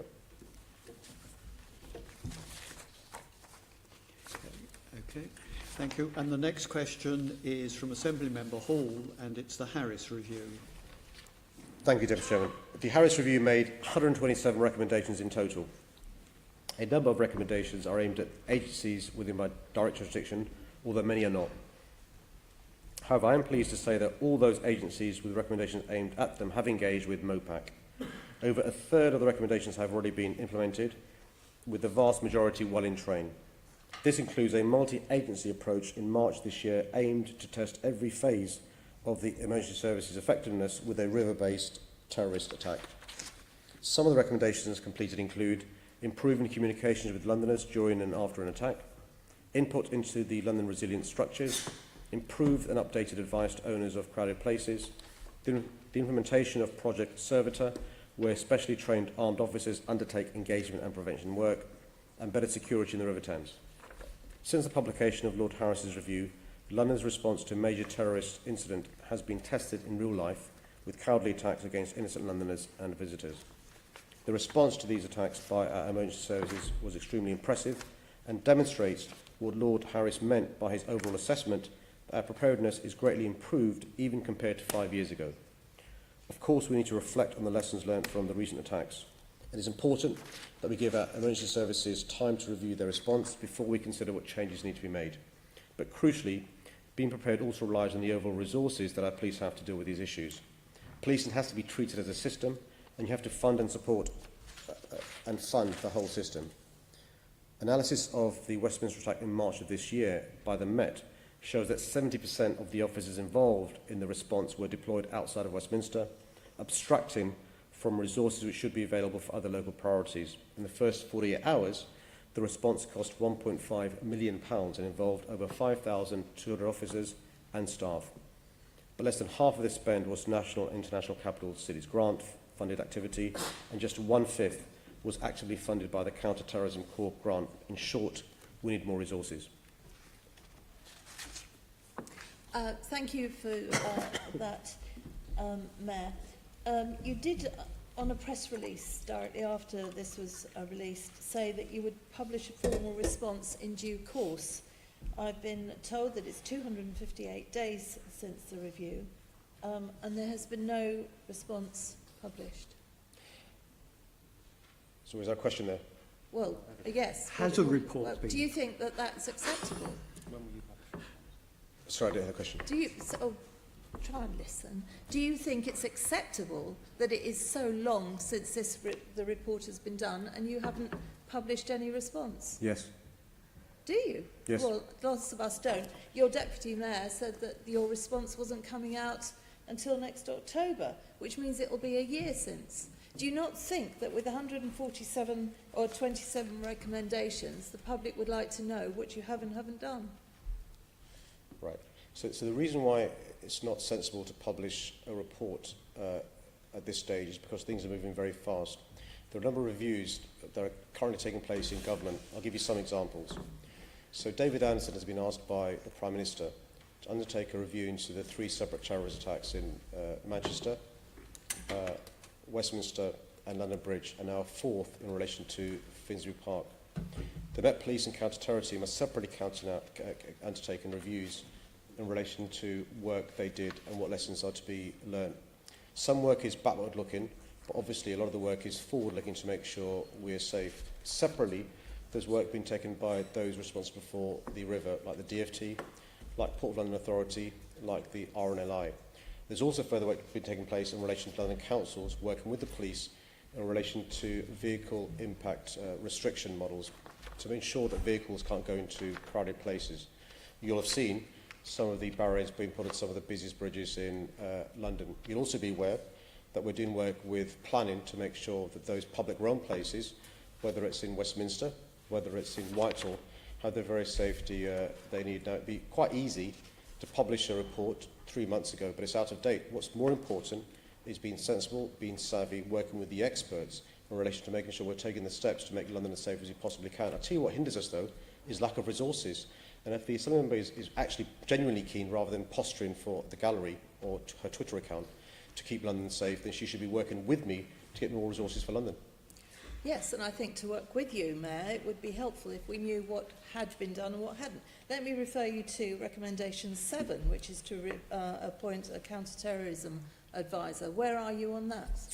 Well, I've been working closely with the security services, and I'm reassured that the advice I receive is robust, is resilient, is sensible. I met this week with the head of counter-terror, and he's reassured me in relation to the advice we're receiving. I met last week with the Commissioner, Cressida Dick, and so I'm reassured in relation to the advice I'm receiving as the Mayor of London to make sure we're safe from counter-terror attacks. So you're not going to go with that recommendation number 7? You're not going to appoint somebody? No, more than a third of the recommendations have been implemented. What I'm not going to do is give a running commentary on each and every one of the recommendations. What I will do is continue to work around the clock to make sure I work with the experts, including the police, counter-terror and others, to keep our city safe. But you see, yes, it's all down to transparency. We would like to know. We are very interested. This is a very important subject, especially given recent terror attacks. We'd like to know what you're doing about it. This is why we do want transparency. This doesn't look very transparent to me. Around 50% of the recommendations which you touched upon, I can make faces as well, Mr. Mayor, if you like. We can both do it. 50% of the recommendations are not within the Mayor's powers, which you touched on. So of those 50% of recommendations, how many have been rejected by those that should be implementing them? Well, the one that's been rejected so far is by the Home Secretary, somebody called Amber Rudd. What she's done is rejected our call to have the full amount of national and international capital cities grant. Roughly speaking, it should be £340 million, but the Home Secretary's rejected our response to give us the full funding, so we're losing £170 million. Yeah, and I'm really sorry the Home Secretary's rejected that. I'd hope members of the Assembly, who are members of her party, can lobby her to give us that response. Another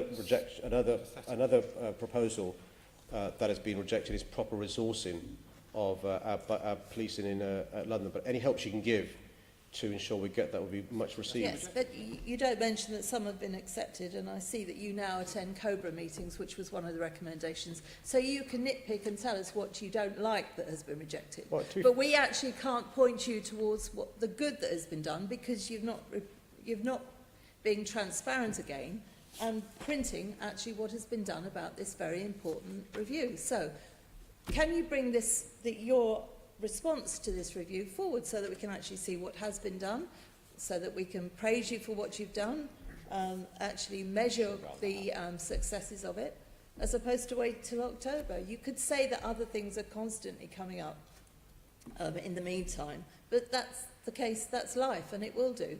But some of us are very, very interested in counter-terrorism and want to know what you're doing. So the question I was asked is, which of these have been rejected?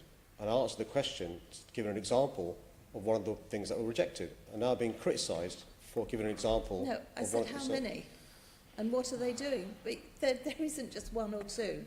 There's lots, but not one of us can hold you to account again if we don't know what's been done and what hasn't. Send in an FOI. Well, what we can do It's a good idea. Is this what I have to do, an FOI request on what's been done and what hasn't? FOI question time. Is it? What we know from you will know this, having asked the questions to the Commissioner and the Deputy Mayor for Policing and Crime at the last plenary, the last Policing and Crime Committee, is the progress made in relation to keeping our city safe. Look, more than a third of the recommendations have been implemented. The ones that affect me have been carried through by and large, working closely with the other agencies. I've got no locus over the other agencies, work closely with them, but you'll be aware, as somebody who recognises the terror threat we face, that the threat is evolving. We've got to find new ways to keep our city safe. So the way we keep our city safe is not set in stone based upon Lord Toby Harris's excellent report, but there are new ways to keep our city safe based upon the evolving threat. And I think it'd be unwise for any of us to assume, if we implemented all of the recommendations from Lord Toby Harris and we're trying to get there, that is enough. It's not enough. You're the one that instigated the Lord Harris review. We want to know what is being done about his recommendations. 127 recommendations is a lot. We, to hold you to account, need to know what has been done and what hasn't. If you don't publish what's been done and what hasn't, how do we know and how can we do our job properly? By holding you to account. You're just not transparent, and that came across earlier.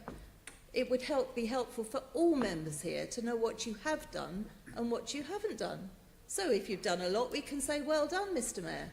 At the moment, we're not saying well done, Mr. Mayor, because we have no idea. So is that a question? I don't know. Have we? Which he says how and have. Those are sort of interrogative terms. You know how to deal with them, Mr. Mayor. I disagree with the question. The whole reason for this review was to give the public assurance and comfort by knowing that things were happening. How can we do that when we don't know what has been done or what hasn't? Should I answer that one? Yes, it's Mayor's question time. Right, That's what you do. You answer the questions. No, he doesn't. Well, he doesn't. Do you know, a lot of... I mean, there's an enormous amount of repetition here. Repetition is okay if the questions are subtly changed, but I think on this one we have had the same question several times, and the Mayor has given his answer several times. Or lack of answer. Yeah, okay. Can we go on to the next question, please? And the next question is from Assemblymember Copley. I have concerns over building control and oversight processes generally and the potential serious safety implications for a range of buildings in London. I welcome the government's decision to establish an independent expert advisory panel to advise on what immediate measures can be taken to make buildings safe. I've made representations to the panel via the Prime Minister and hope the expert panel will be able to make positive recommendations speedily about what the government can do. Office to residential permitted development rights do not cover external alterations to a building, so amendments to external cladding would require planning permission. Moreover, building regulations approval is different from a planning permission. The two are based on different pieces of legislation and fulfil different roles. Schemes delivered through permitted development rights are still required to meet relevant building regulations. Building regulations set out the safety requirements for buildings.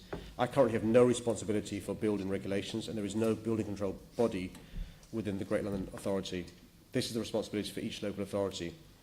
However, I have asked my team to investigate what can be done through the planning system to improve fire safety, and anything I can do through planning, I will. There also seems to be some very serious questions to be answered about the age and robustness of current regulations, guidance, and the independence and robustness of the competitive building control environment. Therefore, on top of the previous representations I have made, I'll be making further representations to the government to call for a comprehensive review of the building regulations, which is fully resourced, open and transparent to ensure they are fit for purpose. The review should not be bound by the red tape challenge or the government's desire for less regulation. The Grenfell fire and the subsequent testing of cladding is clearly showing that the current safety regime is not fit for purpose. In the immediate term, I'll continue to do all I can to support the government in making buildings across London and the rest of the country safe. It is paramount that we ensure resources are targeted in the most efficient and strategic way to address fire safety concerns, and to that end, it is vital for the government to issue clear, well-evidenced advice to housing providers. Thank you for that answer, Mr. Mayor.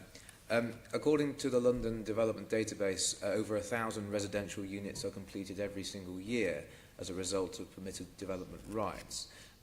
Do you know whether all those 1,000 homes will have been checked by local authority building control departments to ensure they comply with all the fire regulations? No, I don't.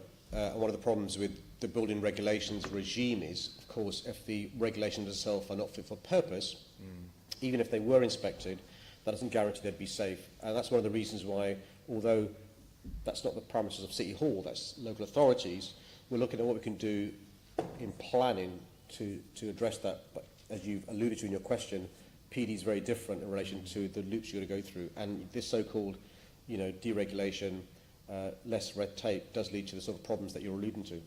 Well, I agree with you, and of course, as you say, permitted development is not subject to the same rigours as a development that goes through the planning system. Alison Butler, Croydon Council's Cabinet Member for Housing, Regeneration and Planning, has expressed concern. She said, those blocks obviously don't come under the same scrutiny as they would if they had to apply for planning permission. Do you think, and I completely agree with you with regards to the building regulations and not keeping up anyway. But do you think the government should suspend permitted development rights until it can assure London's councils that effective monitoring is in place? Well, we've made representations to the expert panel raising some of the concerns raised to us by London councils. That may be the sensible thing to do, what you're suggesting. I mean, it's worth reminding ourselves, the government instituted a red tape challenge, right, to reduce red tape. And I'm afraid, for those who speak pejoratively about red tape, about health and safety, about regulations, Grenfell Tower is the consequences of reducing health and safety requirements, reducing red tape, and reducing good quality regulations. And I think one of the issues that you're driving at is a consequence of less red tape, permitted development, less safe homes, and that's why it's crucial that the experts panel looks at the issue of permitted development. At the moment, the focus is aluminium composite material, ACM. But ACM is just one part of the equation of what makes a building not safe. Well, my view, Mr Mayor, is that red tape saves lives. But thank you very much for your answer. Assembly Member Duval. Thank you, Chair. Can I thank you, Mr Mayor, for your commitment about trying to use the planning regime in the best possible way. And I think you earlier said that you wanted to move faster with your due diligence in terms of not waiting for public inquiries or some of the lessons learned at a later date. We see that within the fire service, almost taking earlier decisions now and preempting some of those inquiries for the safety of Londoners. So if we can return to your London plan, do you envisage in the conversations that you've had with GLA officers that we would be looking to see more about maybe sprinklers and water suppression units in new designs and new buildings of that? And would we, could you envisage a London plan saying something around the issues relating to cladding and designs of that? Would that be what your thinking is? The short answer is yes, but just to tell you the dilemma, actually new buildings by and large are safe, including tall buildings. They have sprinklers in there as a matter of course. There are other issues we could be looking at. For example, should there be lifts that are fireproof? Should we be looking at the issue of cladding? Because I'm afraid when you look at some of the ACM used, some of the buildings that were identified as being not safe as a result of government testing, many of them were new builds because of the cladding they used. And so planning doesn't give us all the tools because some of it is building control. What we're trying to do is see if we can be innovative. And I suspect, and you mentioned this in your question because of our interest in safety, I suspect that the London plan will probably have some pioneering stuff using the planning regime to make our buildings as safe as they possibly can be. And do you think there's a role of a strategic authority in bringing in, look, we can't tell London boroughs, planners and other professionals to do their job, and nor should we, but do you think of bringing those professionals together for best practice and to talk and learn those lessons in a better way than probably is done with than in previous, when we've had previous tragedies? We're trying our best to work collegially with all 33 boroughs to help them, and actually they've been really receptive to our assistance, not simply in Grenfell Tower, embedding people in, but also giving them advice and assistance. The real challenge actually is not for the new builds, it's how you retrofit the existing tower blocks, and councils, housing associations with limited resources are trying to improve the quality of life of residents by refurbishing a building. It's how you do that safely. Issues around type of cladding, how it's installed. Other issues are about are the doors self-closing, fireproof? When it comes to maintaining a building, are you making sure that you're looking at access? And so all these things are looked at on a daily basis by housing associations and councils.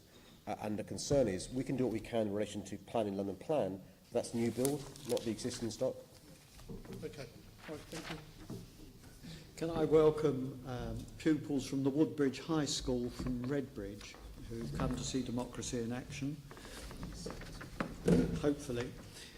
Next question is from Assembly Member Gavron, and it's on permitted development rights. Professor, I hope you've not been out all morning. If you have, it doesn't always work like that. It's usually very good. Thank you for your question. London's light industrial workspaces play a vital role in the city's economy, providing space for a range of activities such as cultural and creative industries, food preparation and fashion, maker spaces and mechanics. These small businesses are an essential part of what keeps London moving. We need to make sure we have places to live in London, but we also need to make sure we have places to create, fix and work in London too. However, from our own research evidence, we know that London has lost too much industrial land in recent years, and this has particularly affected smaller industrial workspaces. The government's new permitted development rights will make it more difficult for local authorities to plan for their areas and will put more pressure on small businesses. A number of boroughs, such as Southwark, Hackney and Hounslow, are taking positive action by putting in place Article 4 directions that restrict these new permitted development rights, as is the Old Oak and Park Royal Development Corporation. I'm encouraging all boroughs to explore doing the same. Our recently published evidence shows strong demand for industrial space in London, which can be used by boroughs to support their Article 4 directions.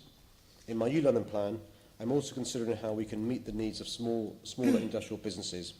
We're exploring how we should protect industrial activity throughout London, as well as looking at innovative solutions such as industrial intensification and co-locating industrial uses with other uses to knit light industry into the fabric of the city. We're also looking at how the London plan can support the provision of smaller workspaces and find ways to provide affordable workspace for the small businesses and entrepreneurs that make such a positive contribution to the economic life of London. Bearing in mind your expertise and the experience in this area, I hope you'll feed into the draft London plan. I'll be publishing detailed policies in my draft London plan in the autumn. Thank you, Mr. Mayor, for that answer. It's very, very heartening what you're saying about the way your proposals for creating new light industrial space and premises through the London plan.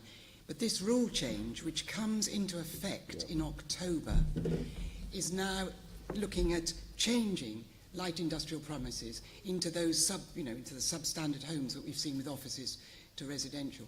And these premises are the non-designated ones. That's a term. Non-designated means that they're scattered all over London.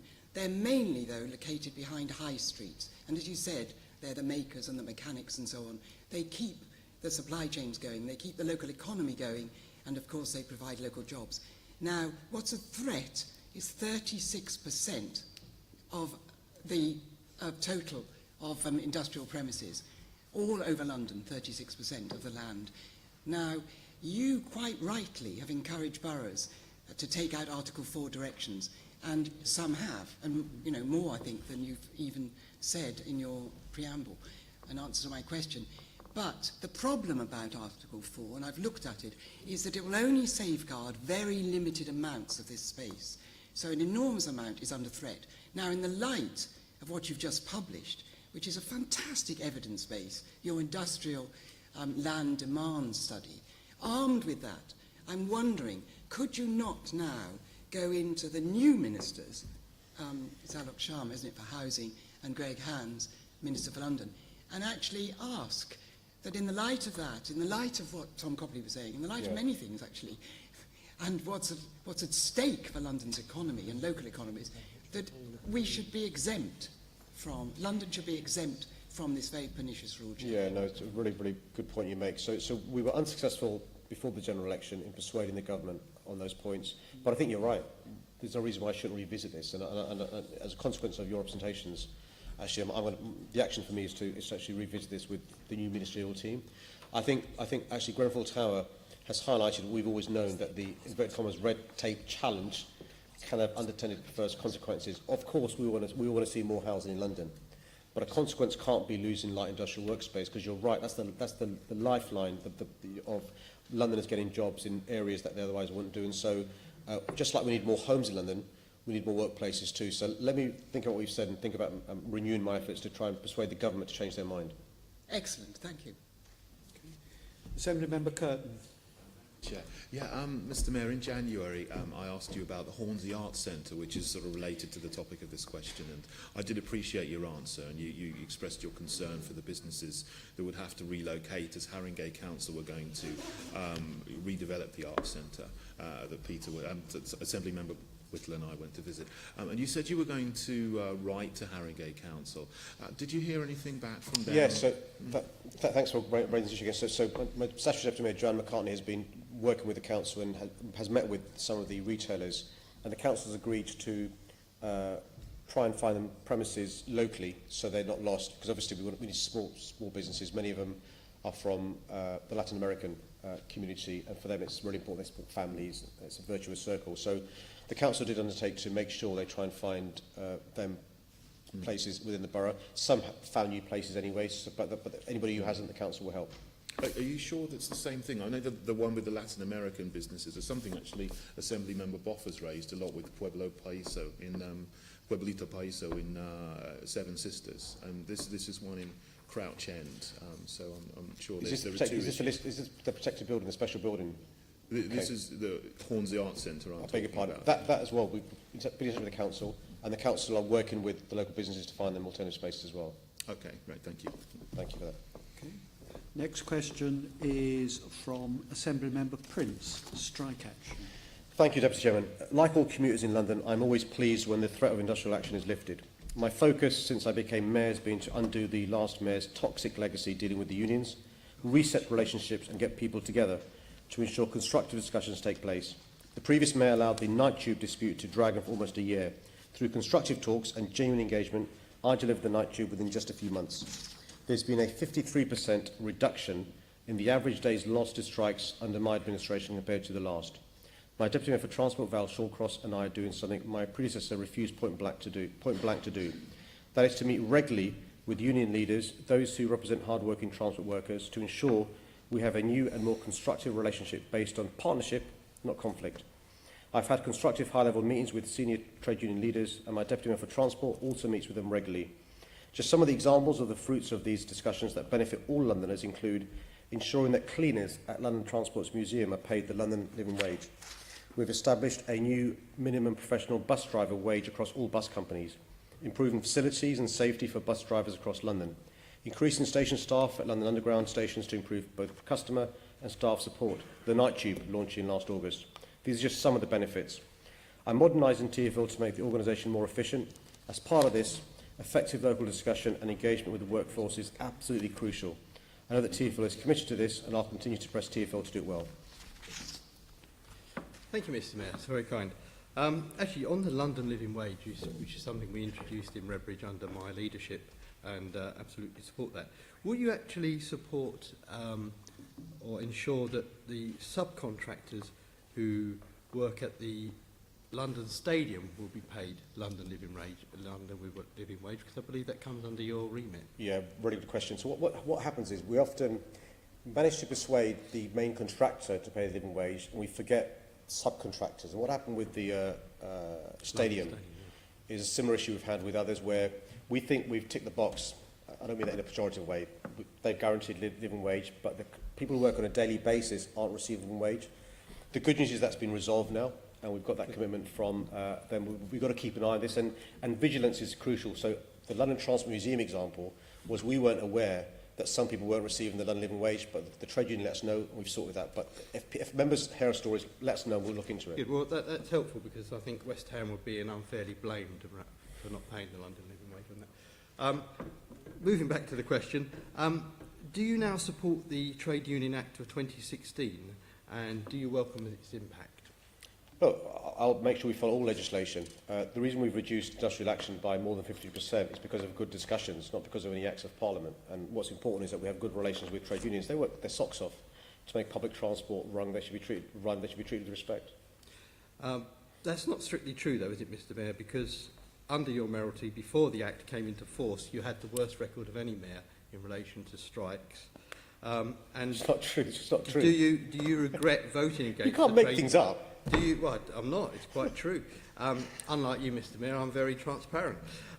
Do you regret voting against the trade union bill when you're an MP? Mr. Mayor? Let me answer that question.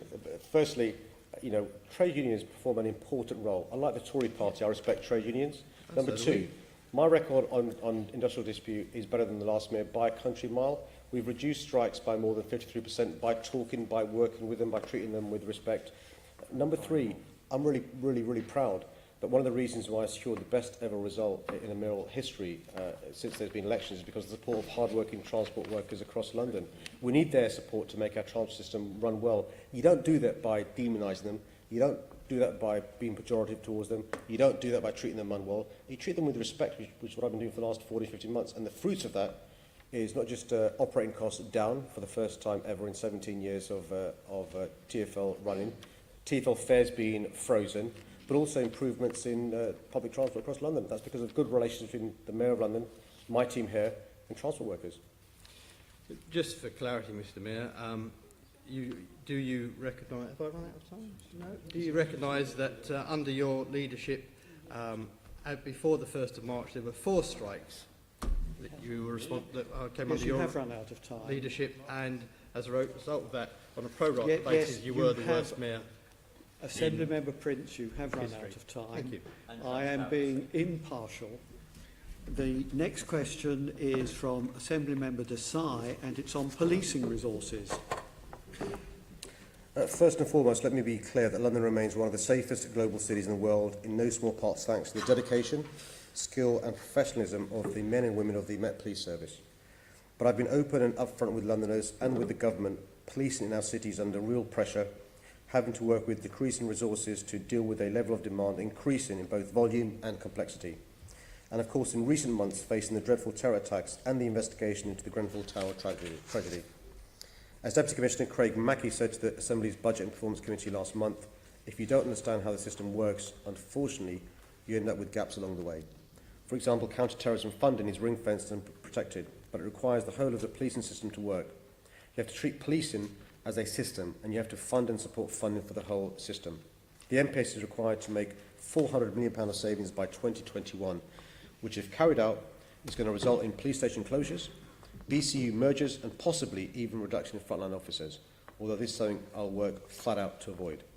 I've been quite clear that the government need to fund the Met properly so that this situation does not arise. I hope that all Assembly members will agree with me, even those on that side of the Assembly. That's why I continue to call on the government to fund the Met properly through the police grant and through the national and international capital city grant. Policing is not a collection of individual teams working in isolation. It's a team effort with all parts of the organisation working together. The policing response in the aftermath of recent terror attacks drew in policing resources from across the city, not just counter-terror officers. It involved response, detectives, neighbourhood teams, family liaison officers and many others working together to protect, investigate and reassure. So again, I stress this point. The government must act to provide real terms increases to help the police protect us. Thank you for that answer, Mr. Mayor. Through you, Chair. I don't expect, I'm not asking or expect you to give a running commentary on each of the 127 recommendations of Lord Toby Harris's report. I would rather wait for a full and considered response in due course, which I think we'll get in October. But one of Lord Harris's recommendations was for the Home Office to fully fund the NIC, the National and International Capital Cities grant. Now, except we've got to keep this campaign alive, but is there any signs that you detect from central government? Is this thinking getting through to them about the need to fund the Met properly, but also, very specifically, the National and International Capital Cities grant, where we are grossly underfunded? Can I just listen? I appreciate Assembly members who are Conservative don't like the fact that the government is letting London down. I said before the general election that the current Prime Minister is the most anti-London leader of a mainstream party since I can remember. And the evidence is borne out by the lack of resources we get to keep our city safe. We only get half the amount of NICS money you referred to. The police funding formula the government wants to introduce could lead us losing £700 million. In relation to the further cuts on our police core grant, we could lose another £400 million. The bad news is, at the moment, I don't think the Home Secretary or the Prime Minister are listening. The good news is Londoners recognise our police service work incredibly hard. They need our support. And by the way, the same contract I referred to between us and the fire service applies between us and the police. The police often run towards danger. They confront the bad guys, they risk their personal lives, and they encourage us to run to safety. Part of that deal has got to be there being sufficient police officers to do that job. Part of that quid pro quo has got to be them having the resources we need. And it beggars belief that rather than some members on this side joining us in lobbying the government, they're playing silly political games and posturing for their Twitter followers.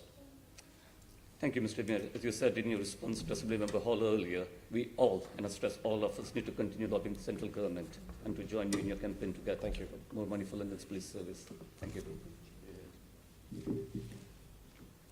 Well, you must ask me formally if you want to do it. Go on. Point of personal information on your last comment, which I think was wrong, criticising members on this side for not supporting a fair settlement.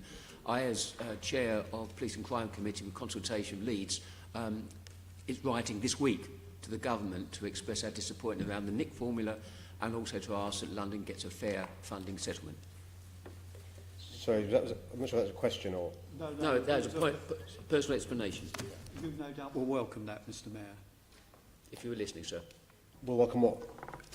Right, so I'll repeat. His point of information was that representations have been made. Deputy Chairman, you can't have it both ways. On the one hand, you've just said it's a point of personal explanation. On the other hand, with respect, you're not acting like an impartial chair. You're asking me whether I welcome it. Now, I'm happy to respond if that's a question. What you can't do is on the one hand, say it's a point of personal explanation, on the other hand, make a comment unnecessarily in your position as chair. Mayor, please don't turn this into an unpleasant exchange. I was just making a point, a personal explanation that you criticised members on this side regarding the funding settlement, and my point I was making that as a Conservative chair of the Police and Crime Committee, with consultation of Group Leeds, is I've written this week to the government requesting that they put right the wrong of the NIC and ensure that Londoners had a fair financial settlement. That was my point. And you didn't need to FRI Deputy Chairman, would you like me to respond or...? You don't need to say anything. I think Lee said... Soonest. Yes, thank you. The next question is from Assembly Member Berry, and it's on CCTV retention times on public transport. Thank you for your question. A full breakdown of retention periods is published on TfL's website on its privacy and data protection policy pages. At my request, TfL has now also made changes to the website by linking these web pages to the advice it publishes on how to report a crime or incident on the transport network. The retention periods for CCTV evidence can range from 72 hours to 30 days, depending on factors including the type of camera, storage capacity and its purpose. Not all cameras record moving images, as automatic number plate recognition captures information such as a vehicle registration mark and a still photographic image of a vehicle. Public transport in London remains a safe, low-crime environment.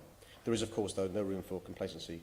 CCTV plays a valuable role in keeping the network safe, leading to a number of prosecutions, recent examples being the North Greenwich counter-terror incident, and on the 6th of June, a man was jailed for a series of sexual assaults on women on buses. This makes clear that people must report any incident of crime they experience on the network. TfL has been working with the police to improve the reporting of crime on public transport. This includes working with the Met Police Service, British Transport Police and City of London Police through Project Guardian and the Report It to Stop It campaign to increase confidence in reporting of sexual offences, challenge unwanted sexual behaviour and target offenders. Additional public awareness messages addressing the barriers to reducing hate crime, widely recognised as being underreported across society. Continuing to look at what more can be done as part of these campaigns to highlight the importance of reported incidents as soon as possible so the police have the best chance of catching offenders. Okay, thank you very much. The Greens' time has run out. The next question is from Assembly Member Cooper and it relates to excess summer deaths. Can I thank you for this really important question, particularly this time of the year. London is experiencing hotter and drier summers and this trend is likely to continue. However, the urban heat island effect can cause London to be up to 10 degrees Celsius warmer than neighbouring rural areas. Increased temperatures coupled with the urban heat island effect are linked to adverse health outcomes and can be associated with excess summer deaths. This is when there is an increase in the number of deaths that occur during a heatwave period compared to the number of deaths expected during a non-heatwave period. The heatwave plan for England is published by Public Health England and used at a local level in London. The purpose of the heatwave plan is to reduce summer deaths and illness by raising public awareness and triggering actions in the NHS, public health, social care and other community and voluntary organisations to support people who have health, housing or economic circumstances that increase their vulnerability to heat. The Met Office provided advance warning for heatwave type conditions in London on a weekly and, where relevant, a daily basis during the summer months.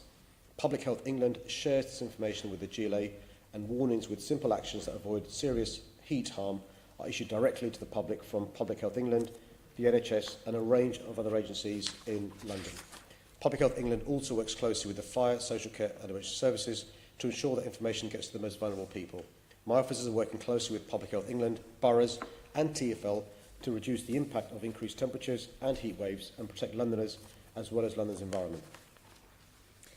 Thank you for that, Mr Mayor. I mean, obviously, you'll be aware that last summer, not long after we arrived in City Hall, the heat wave in July was linked to quite a large surge in deaths across the whole of England.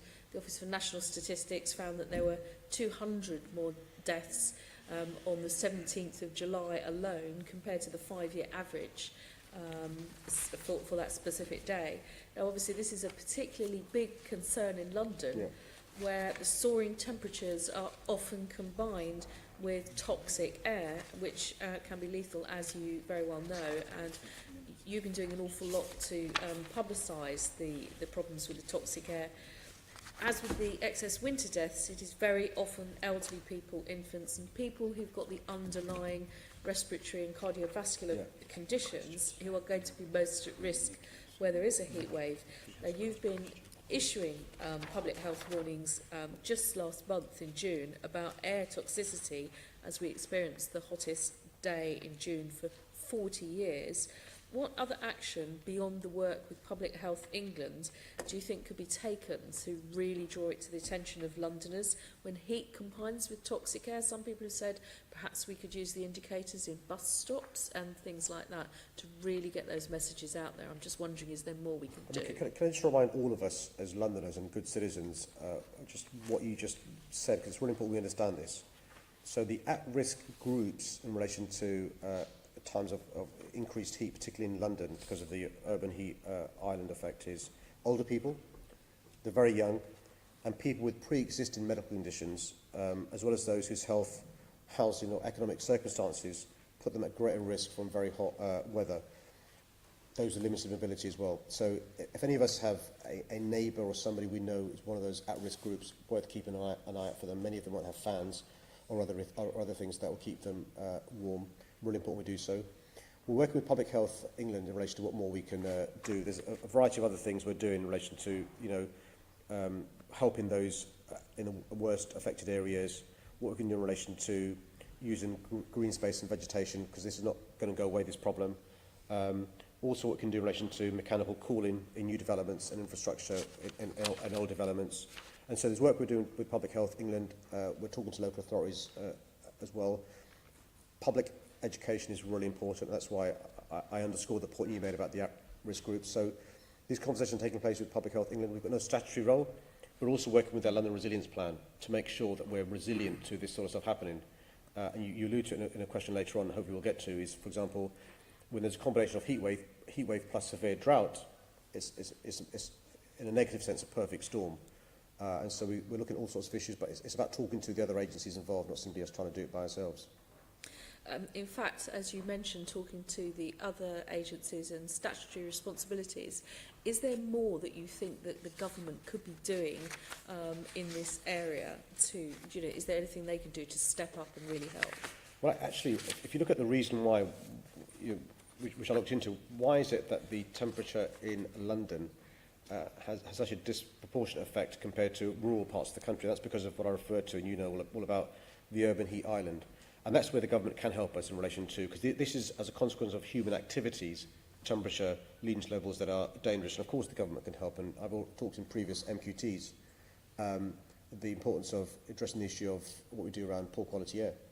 Because as you rightly said, combination of poor quality air plus increased temperatures leads to sort of problems, respiratory problems and other issues as well. Huge amount we can do working with the government. I'm hoping that a new Secretary of State for the Environment, who hitherto, last year's Brexit campaign didn't believe you should listen to experts. I'm hoping he believes now we should listen to experts in relation to addressing the issue of poor quality air. That will help the impact of the urban heat island. We're doing stuff in relation to investing in underground. Again, if the government keeps on reducing the amount of investment we get and doesn't believe in devolution, our ability to do the things we want to do is limited. The same goes in relation to encouraging people to walk and cycle. We're doing what we can to encourage more to walk and cycle. The ambition is 80% by 2041. the government can help us in relation to some of the devolution of taxes, whether it's VED, vehicle excise duty, whether it's business rates retention, whether it's areas around land value capture, all help.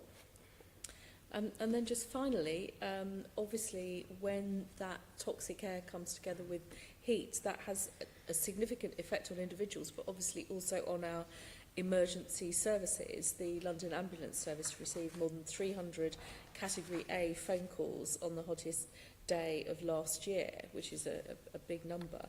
What discussions have you had with Transport for London, the Metropolitan Police and the Ambulance Service about their preparedness for heat waves? So one of the things that was discussed with the resilience meeting that happened recently was what to do in relation to extreme temperatures. It's not simply getting ready for winter, but also dealing with summer as well. And around the table include people from all the relevant agencies you've referred to. And a lot of that is public education.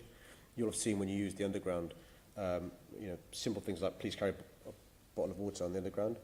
Some of it is advice to stop people suffering the effects of a combination of consuming alcohol in extreme heats. And so a lot of it is preventing people having to rely upon the emergency services. But some of it is better coordination, and we carry on doing that. Thank you very much, Mr. Mayor. Assembly Member Twycross, and it's on the Good Work Standard. Thank you, Assembly Member Twycross, for your question. I promise to be the most pro-business Mayor London has ever seen, and I firmly believe that a strong economy and a fairer city should go hand in hand. I want London to be the best city in the world in which to work as well as to do business.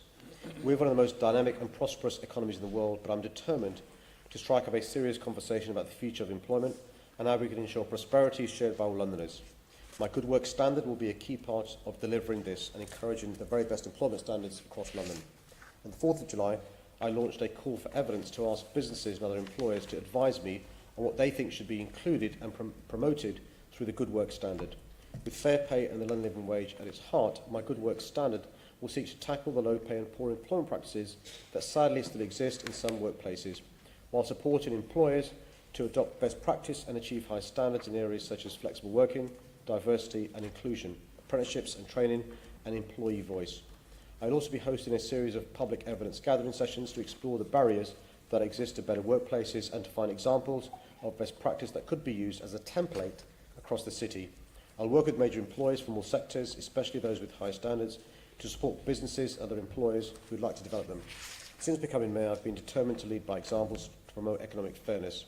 I lead one of the capital's largest employers, employing almost 80,000 people, 1.4% of London's workforce across City Hall, the capital's transport network, police and fire services. As a result, I'm able to improve many Londoners' experiences of work through the GLA Group's practices.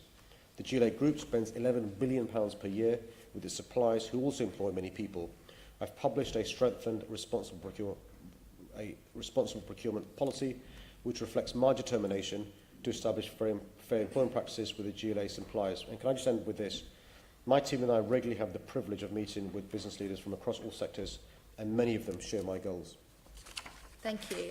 This was one of the policies in your manifesto that I most welcomed, because it recognises that low pay is just one of the many factors that affect people in some of the lowest paid jobs in the city. And I wondered how it would work for the people that have been dealt with in quite a lot of the Taylor Review, for those people who are currently defined as self-employed, but actually who many of us would describe as being in bogus self-employment, and how you'll address that particular issue through the Good Work Standard. Well, what we need is, in relation to those who work in the gig economy, for the government to amend by primary legislation the rights they have. At the moment, it requires an Act of Parliament or legislation from Westminster, and so we've got to recognise the limited powers we have here in City Hall.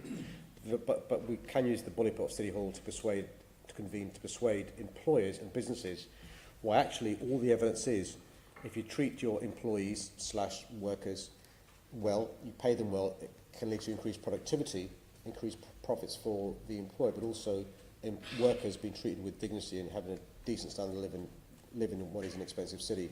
That's part and parcel of one of the reasons why we froze TfL fares for the first time for years. Previous mayor increased, they don't like to talk about previous mayor, 42% increase in the last 8 years. Plans by the Tory candidate, they supported, increased by 70%. We froze TfL affairs. It helped people like people you're talking about. That's why I've introduced help in relation to those who need deposits for living in London. 3 months deposit scheme helps those people. We're helping people with children in relation to childcare. And we need to have more people earning a London living wage. Really important. Thank you. And obviously, Matthew Taylor's review was published very recently. Do you think the recommendation of dependent contractor will help resolve the unfairness currently associated with bogus self-employment? No. I mean, I think what we need is, what we can't afford to have is a two-tier workforce. Yeah. I'm not sure a three-tier workforce makes much of a difference to those who work in the gig economy who want a decent salary for a decent day's work. They want to be able to go on holiday and get paid for that. And if they're sick, rather than them having to drive a moped around delivering food, which could be dangerous for their well-being and for others because they're sick, because they need to do it or they don't get paid, them having decent time off for sick and being remunerated for that. And I think what we need, though, what we need instead is the government to take on board the points that Matthew Taylor made and actually be ambitious and go even further and give those workers dignity, but also decent remuneration for a decent day's work. And will you be lobbying government to that effect? Because I agree with you on the new proposed status. Absolutely. I mean, I meet regularly with the government and lobby them on a whole host of issues. One of them is actually, look, I want to be the most pro-business mayor London's ever seen. At the same time, London's got to be a good place for you to work. And by the way, they're not mutually exclusive. Somebody who treats their employees with dignity, gives them a decent salary, invests in their training, gives them time off for holidays, gives them time off when they're sick or for family emergencies, that person is more productive. They have a better standard of living, but also the employer benefits from increased productivity. Thank you. Assembly Member Curtin. His question relates to RAF Northolt. Thank you. I should make clear that I'd be firmly against any increase in commercial flights at RAF Northolt. The government has announced that RAF Northolt will close for some months in 2018 to undertake improvements to the runway and to extend its life. Senator Shah wrote to me about this last month. I'm not aware of any proposals to expand the number of commercial flights from the airbase. I understand the Elan Fly B has published proposals to operate commercial scheduled flights, but I am informed this has not received any official backing, nor has it been taken forward. My formal powers in relation to the RAF base are very limited, but I will, of course, monitor the situation, and if it becomes clear that an increase in commercial flights is being progressed, I would raise both my concerns and that of local people, and as was raised to me by Senator Bashar and now yourself, at the highest levels of government. I'll continue to actively protect the interests of Londoners regarding possible aviation expansion. Yeah, great. Thank you for your answer, and you know, I appreciate your concerns. And I think, are you aware that according to my information, there's now 12,000 commercial flights a year going out of RAF Northolt? I mean, what do you think of that number?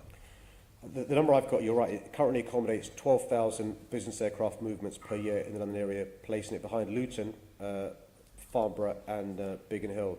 And I understand why residents are concerned. I mean, it's supposed to be a military airfield. And so if there were plans for there to be an increase in the amount of flights, of course, I'd listen to what's been said by some members, local residents, and make our views well known to the government. The other figure I have is that over 70% of the flights leaving from RAF Northolt now are non-military. What do you think of that figure? Well, I've got very little powers in relation to the status quo. What I can do is lobby and impact in relation to any changes they make. And my current position is, like I said in my answer, I would not support any increase in commercial activities from the airbase. We do need the airbase there. I mean, the military need the airbase there. It provides an important function. But clearly, if the MOD or somebody else was to come forward with plans to increase air flight capacity in that part of London, I take on board the concerns raised by Assembly members and residents and object to that. You know, I absolutely agree that we needed a military airbase. I mean, some of them are closed down in the country. There's far too few, in my opinion. But the concerns that local residents have is that there's a possible change of use, and it seems to have already, happened in some circumstances in this way without actually being official. Do you think there should be a public consultation on what's happened or possible future plans? Do you think that's a good idea? If there were future plans, if there was a change, of course, there'd need to be consultation. But I think some of the reason why residents are concerned is because of Flybe lobbying to operate scheduled domestic flights from the airbase, suggesting it could be an overspill until the Heathrow expansion happens. As you know, I'm against Heathrow expansion as well. Not against Heathrow, but against the expansion. Any plans to move from where we are would demand public consultation, and I can assure you that I've listened to you, Senator Bashar and others in relation to our response. Yeah, great. I think it's, you know, obviously the residents are concerned, and sort of joining the dots together, you see the change in use, the percentage of business and commercial aircraft going up, then the, you know, Flybe making these noises. So, you know, obviously I appreciate your answer, and it's something that we need to keep a very, very close eye on. And, you know, you're committed to do that. Yep. Okay, thank you. Assembly Member Sahota. Mayor, this Northolt is my constituency, and I want to express my concerns also, and I'm really reassured by the fact that you will ensure this public consultation should there be any changes to this commercial use of this station. Thank you. Rather, I'm of this airport. Thank you very much. Next question is from Assembly Member Shah, and it relates to good growth. Thank you for your question. As I said in my speech on Monday at the LSE, good growth is for all Londoners. I want London to be a more inclusive and sustainable city, an inviting place to live, work and visit, a place that promotes health and well-being for all Londoners. Good growth is a principle set out in my vision, a city for all Londoners, and is a guiding principle for all of my strategies and my forthcoming New London plan. The Good Growth by Design programme will help us to further define what good growth means for Londoners. It will guide our work across the GLA group and will have the assistance of my newly appointed mayors, design advocates, half women, a quarter BAME. In order to make London a city for all Londoners, I need to uphold the highest of standards in steering the capital's development. This will be achieved through research into the challenges and opportunities posed by new development, improving design review to ensure higher standards, and providing leadership in conversations about the city's future. The programme will investigate how to increase opportunities for Londoners to participate in shaping their neighbourhoods, get the most out of development to deliver social value for local people, and ensure that those making decisions are as diverse as London's population. It will support public practice, a new social enterprise that will broker placements for outstanding planning and place-shaping practitioners within local authorities, fostering a shared culture of commitment to good growth. I have already launched a number of other exciting initiatives: the Skills for Londoners Capital Fund to respond to current and future skills requirements, the crowd-funded London campaign to boost community-led regeneration, and the Good Growth Fund to deliver the best regeneration projects. Thank you, Mr. Mayor. My question today on good growth is focused mainly towards your Good Growth Fund, which is your regeneration program, which I very much welcome.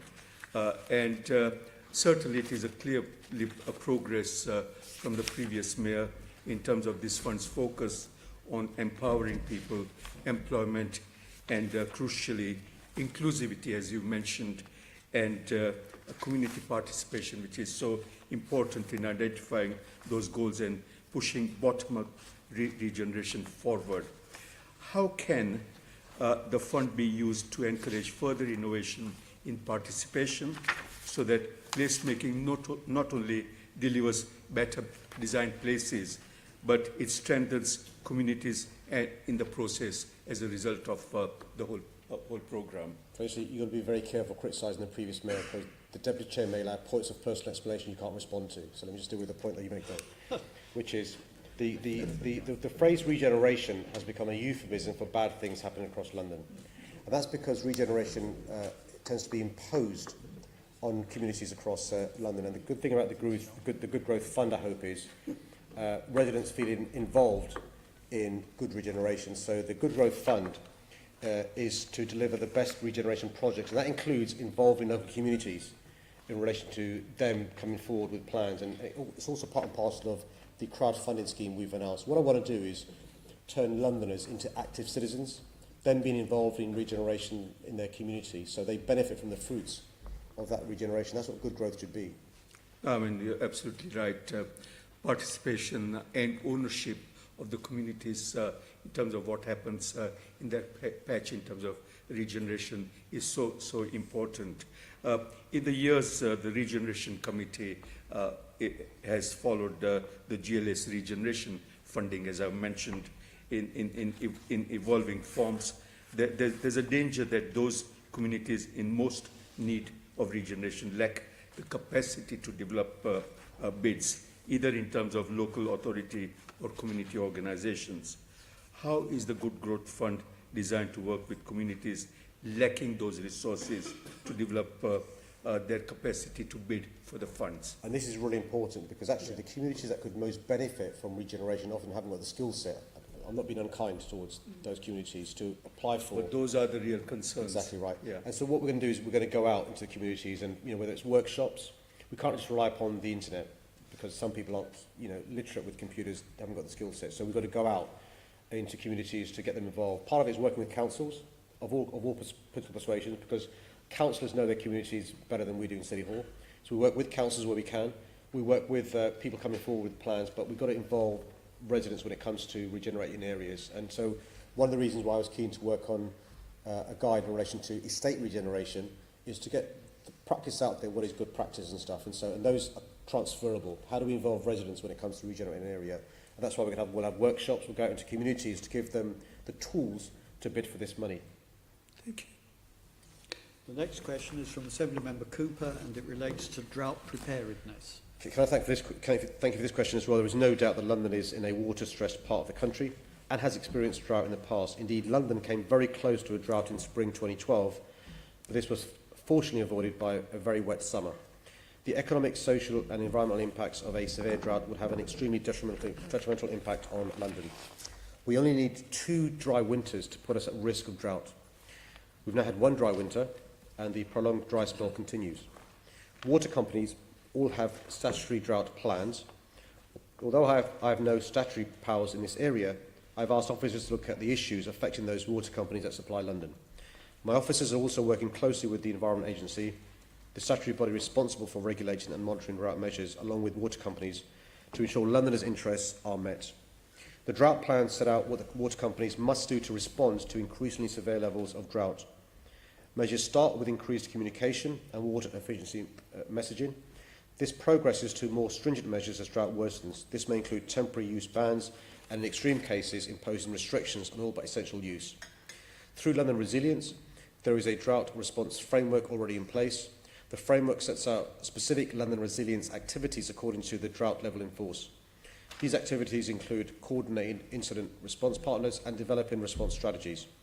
Working with Thames Water, my officers have recently held a workshop to improve understanding of how an extreme drought could be handled. In these circumstances, options include rationing water to the most pressing needs, such as hospitals, or reducing water pressures to enable more water to go around. The outputs of the workshop will further inform and improve drought preparedness in London. The upcoming draft environmental strategy will set out the improvements in water supply and efficiency that I think will be required. This will ensure that as London grows, we have a safe, secure and resilient water supply in future. Thank you very much for that, Mr Mayor. Obviously, Thames Water has made it clear in their assessment that there is growing demand, partly as London gets hotter, but also partly as London grows. They have expressed some concern, particularly during heatwave periods, that there's an overall deficit of up to 418 litres a day in those periods. They've come up with a series of possibilities, potentially a new reservoir, transferring water from the River Severn, desalination plants, as well as smart metering. And I just wondered if those are also areas, along with the other preparedness and resilience areas, that your team have been talking about with Thames Water. Yeah, can I say, one of the things we're looking at is long-term response to this issue. So the gap, as you say, between available water supply and demand is projected to grow in the future as London grows and our climate changes. By 2040, in fact, not now, by 2040 the gap will be 400 million litres a day. And this gap can't be closed simply by increasing water efficiency alone. So although we've got to reduce water waste, London does need to think about a new, or indeed several new sources of water to meet future needs. You've given some examples of the things that Thames Water are talking about. We're working closely with them to more of an overviewing role in relation to seeing what are the best solutions for the needs going forward. And you know I've been frustrated in the past about the regulator. I've been frustrated in the past about Thames Water in relation to not just water inefficiency, but the general lack of planning for the future. We've got to make sure we work closely with them to get a sustainable solution to the demand, and the facts speak for themselves in relation to our needs today, supply versus demand, but also our needs as our population grows. Thank you very much, Mr Bear. Next question is from Assemblymember Twycross and relates to Brexit. Thank you, Deputy Chairman. When she called the general election, the Prime Minister explicitly sought a mandate from the British people for her version of a hard Brexit. But the electorate registered their opposition to that outcome across the country, but here in London most clearly of all. And it's time, frankly speaking, she heeded the message. I'm now hoping to see a more pragmatic and flexible approach from the government now that the negotiations have begun. The goalposts have been moved. Theresa May and her government must now listen to the will of the people by putting aside their rejected hard Brexit approach and instead seeking to negotiate a sensible Brexit. Continued membership of the single market is our best chance to protect the ability of London's key business sectors: finance, professional services, tech, creative, life sciences, higher education. Within the single market, they can continue to trade free from tariff or non-tariff barriers with our single largest export market. Signalling that Britain aims to stay in the single market would also give the many EU citizens who make London their home, they are Londoners, and they contribute to our economy the security that I've previously called on the government to offer them. I'm pleased to finally see proposals from both sides on how to address the rights of the Europeans living in the UK and UK citizens in Europe. But given the referendum was over a year ago, I'm frustrated that 1 million Londoners who are EU citizens still don't have the certainty they deserve. This needs to be resolved as soon as possible. Come what may, businesses need certainty to plan ahead and invest. So it's also vital that the government seeks to negotiate a transitional deal with the EU so that we have a fallback option if, as expected, it is not possible to secure a trade deal alongside during the next 2 years. By doing so, we will reduce the real risk of crashing out of the EU and falling back on basic World Trade Organization rules, creating tariffs on British goods sold in the EU and putting up hugely damaging barriers for services. Unless such a deal is agreed soon, businesses will take their own measures to avoid the cliff edge, and that could be costly to them and to London's and the UK's economy. Thank you. From where I sit, it looks like the government approach has continued to be completely shambolic. How confident are you that they'll actually get their act together and get a Brexit deal that does indeed work for London and Londoners, as you outline, and does not damage London's economy and by default Londoners' livelihoods and indeed, as you point out, their right to remain? Can I just say, look, I spent a couple of days in Brussels a few weeks ago talking to President Tajani, meeting with the key negotiator Guy Verhofstadt, meeting with President Juncker, speaking to President Tusk. There is no intention on the part of the EU to punish us. They're heartbroken we're leaving. What doesn't help, and they're going to jump up and down now when I say this or ask for a point of personal explanation, is when the previous mayor says they are whistling in the wind. That is not the way to behave if you're the Foreign Secretary. That is not the way to conduct negotiations. And I think, somebody should take a cool, calm look at themselves, how they're behaving, and what's in the best interest of our city and our country. And the way to negotiate responsibly as an adult is to treat the other side with respect, to do your homework. Do your homework. Know who your team are, including who of them are women, when it comes to negotiating with the European Union. And I'm afraid the evidence I have, I'm not part of the negotiating team, is our advanced Sherpa team is ill-prepared. The evidence I have so far, there are no plans for what happens 2 years, 1 day. We've wasted a year already from the referendum vote. The Article 50 was served in March when it didn't need to be, posturing to the EU. And I'd hope, now that the Prime Minister has been humbled by the verdict of the British public, who've said no quite clearly to a Tory, hard, extreme Brexit, that should be sensible as a Prime Minister and move forward in a constructive way. And that includes, by the way, there's nothing stopping the Prime Minister giving a cast iron guarantee today to all Londoners who are EU citizens and all those who are across the country who are from the EU, that they have a right to remain here with good rights even after we've left the European Union. Don't use people as bargaining chips. No, I agree, and actually you preempted my comments. I've got the quote written down from Boris Johnson because I think it's Be careful, there'll be some jumping up and down there. I just think it's incredibly important that we don't write him out of history here, or either in his stage, national stage. So how damaging do you think his comments and those of other prominent Conservatives could be? Can I listen? I've been cleaning up his mess here for the mess of the last 8 years. What is astonishing? What is astonishing? You see, that's what's remarkable. You see, their embarrassment is for 8 years they supported this guy. they have the audacity to criticise us for cleaning up his mess. And they're embarrassed, and we get that. But what they've got to recognise is this guy is now the Foreign Secretary. Yeah. He's in an extremely important position. And posture, posing, doesn't lead to good results for our country and those who need a good deal with the European Union. And they may not like the fact that he's the Foreign Secretary, but he is.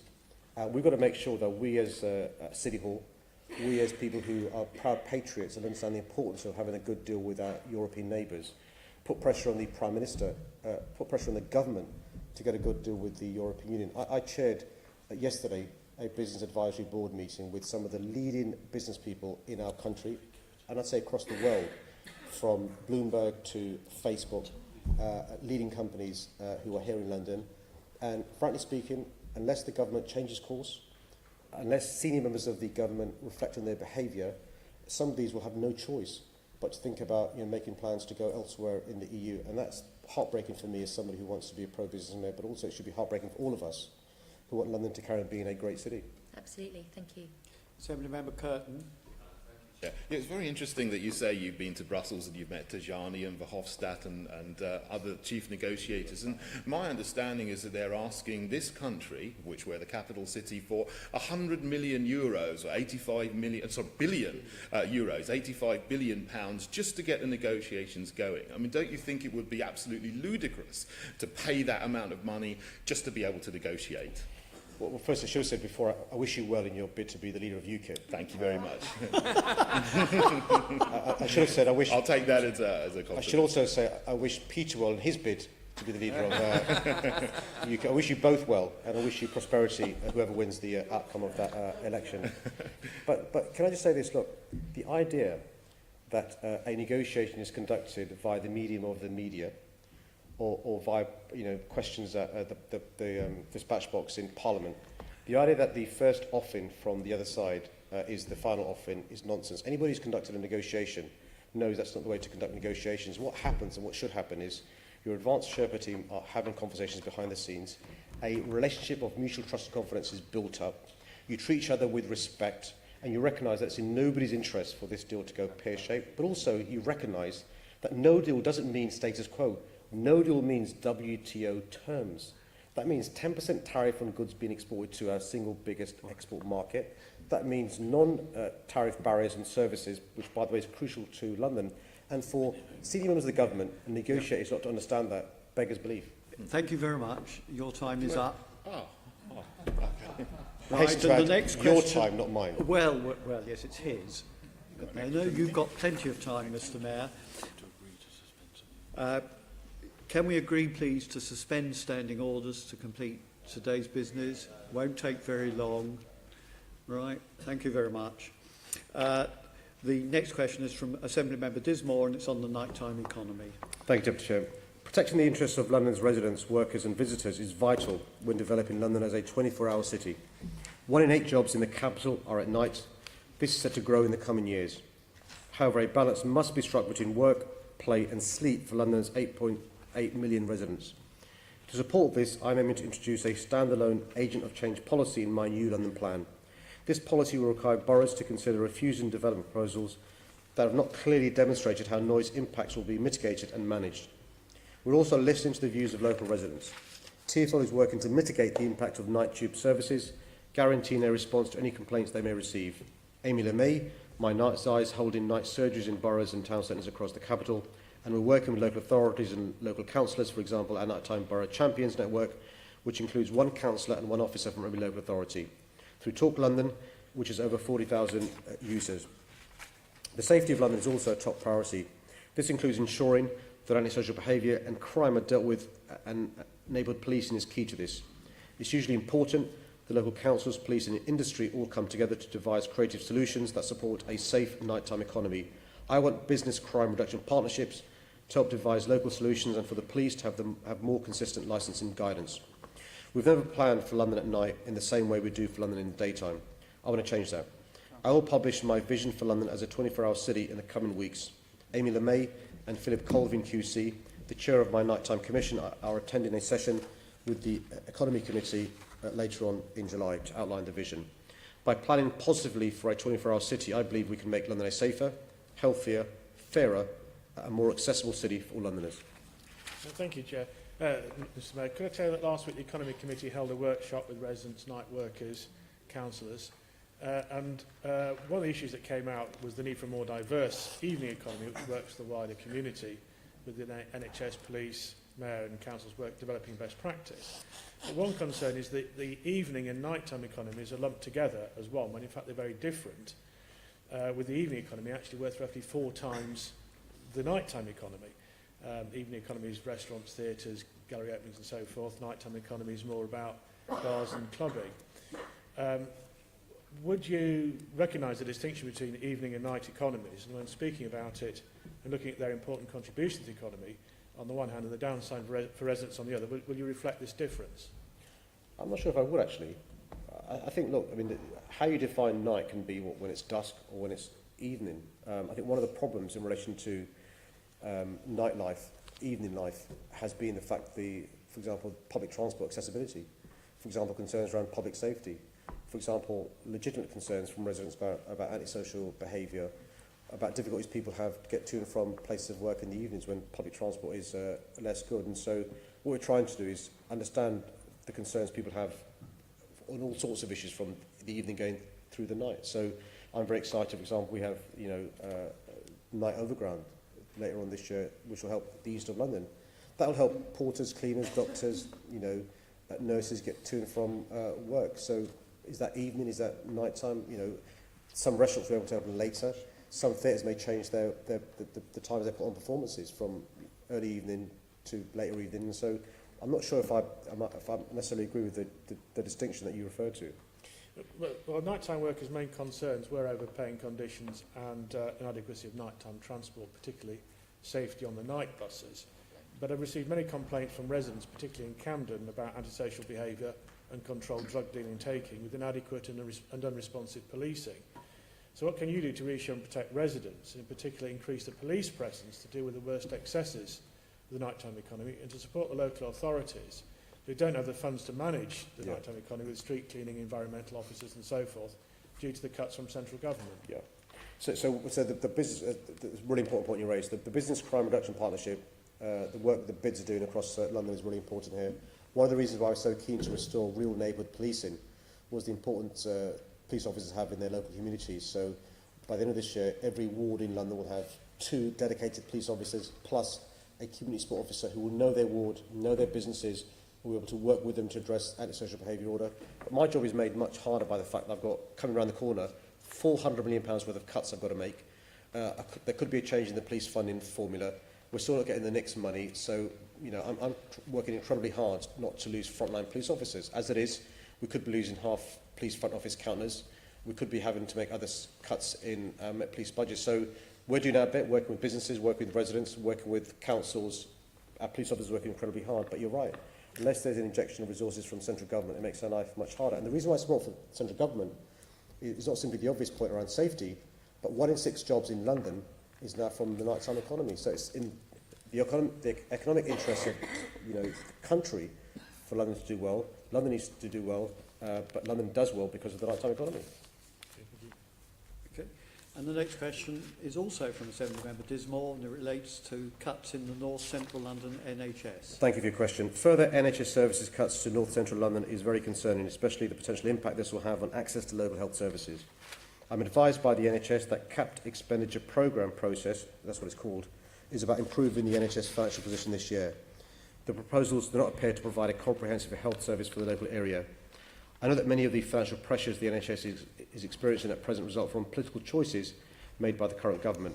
Your question asks about public consultation on service changes. The NHS has very clear duties in this respect. Public consultation is required for any major service changes. Furthermore, and before any public consultation takes place, proposals must have full support of the clinicians who make the decisions about service provision, have clear clinical evidence that supports them, and have been the subject of robust patient and public engagement. I propose to take this up with NHS England initially to seek assurance about this process, especially with regard to openness and transparency, and the role of local government health overview and scrutiny committee to demand proper consultation on these proposals. It is important to examine whether these planned changes provide a comprehensive health service in North Central London as per the statutory duty. Additionally, I'll be seeking assurance about how these changes will impact health inequalities before any implementation can proceed. Thank you, Mr Mayor. I mean, would you agree that the secrecy surrounding the NHS Cuts project is designed to surreptitiously sneak through improper and dangerous cuts, that such a lack of transparency can only undermine public trust? The proposals include cuts such as patients having to wait longer than the maximum 18 weeks for planned operations, rationing of care through patients being denied some surgical treatments, hospital units being downgraded or shut as a result of, quotes, service consolidation.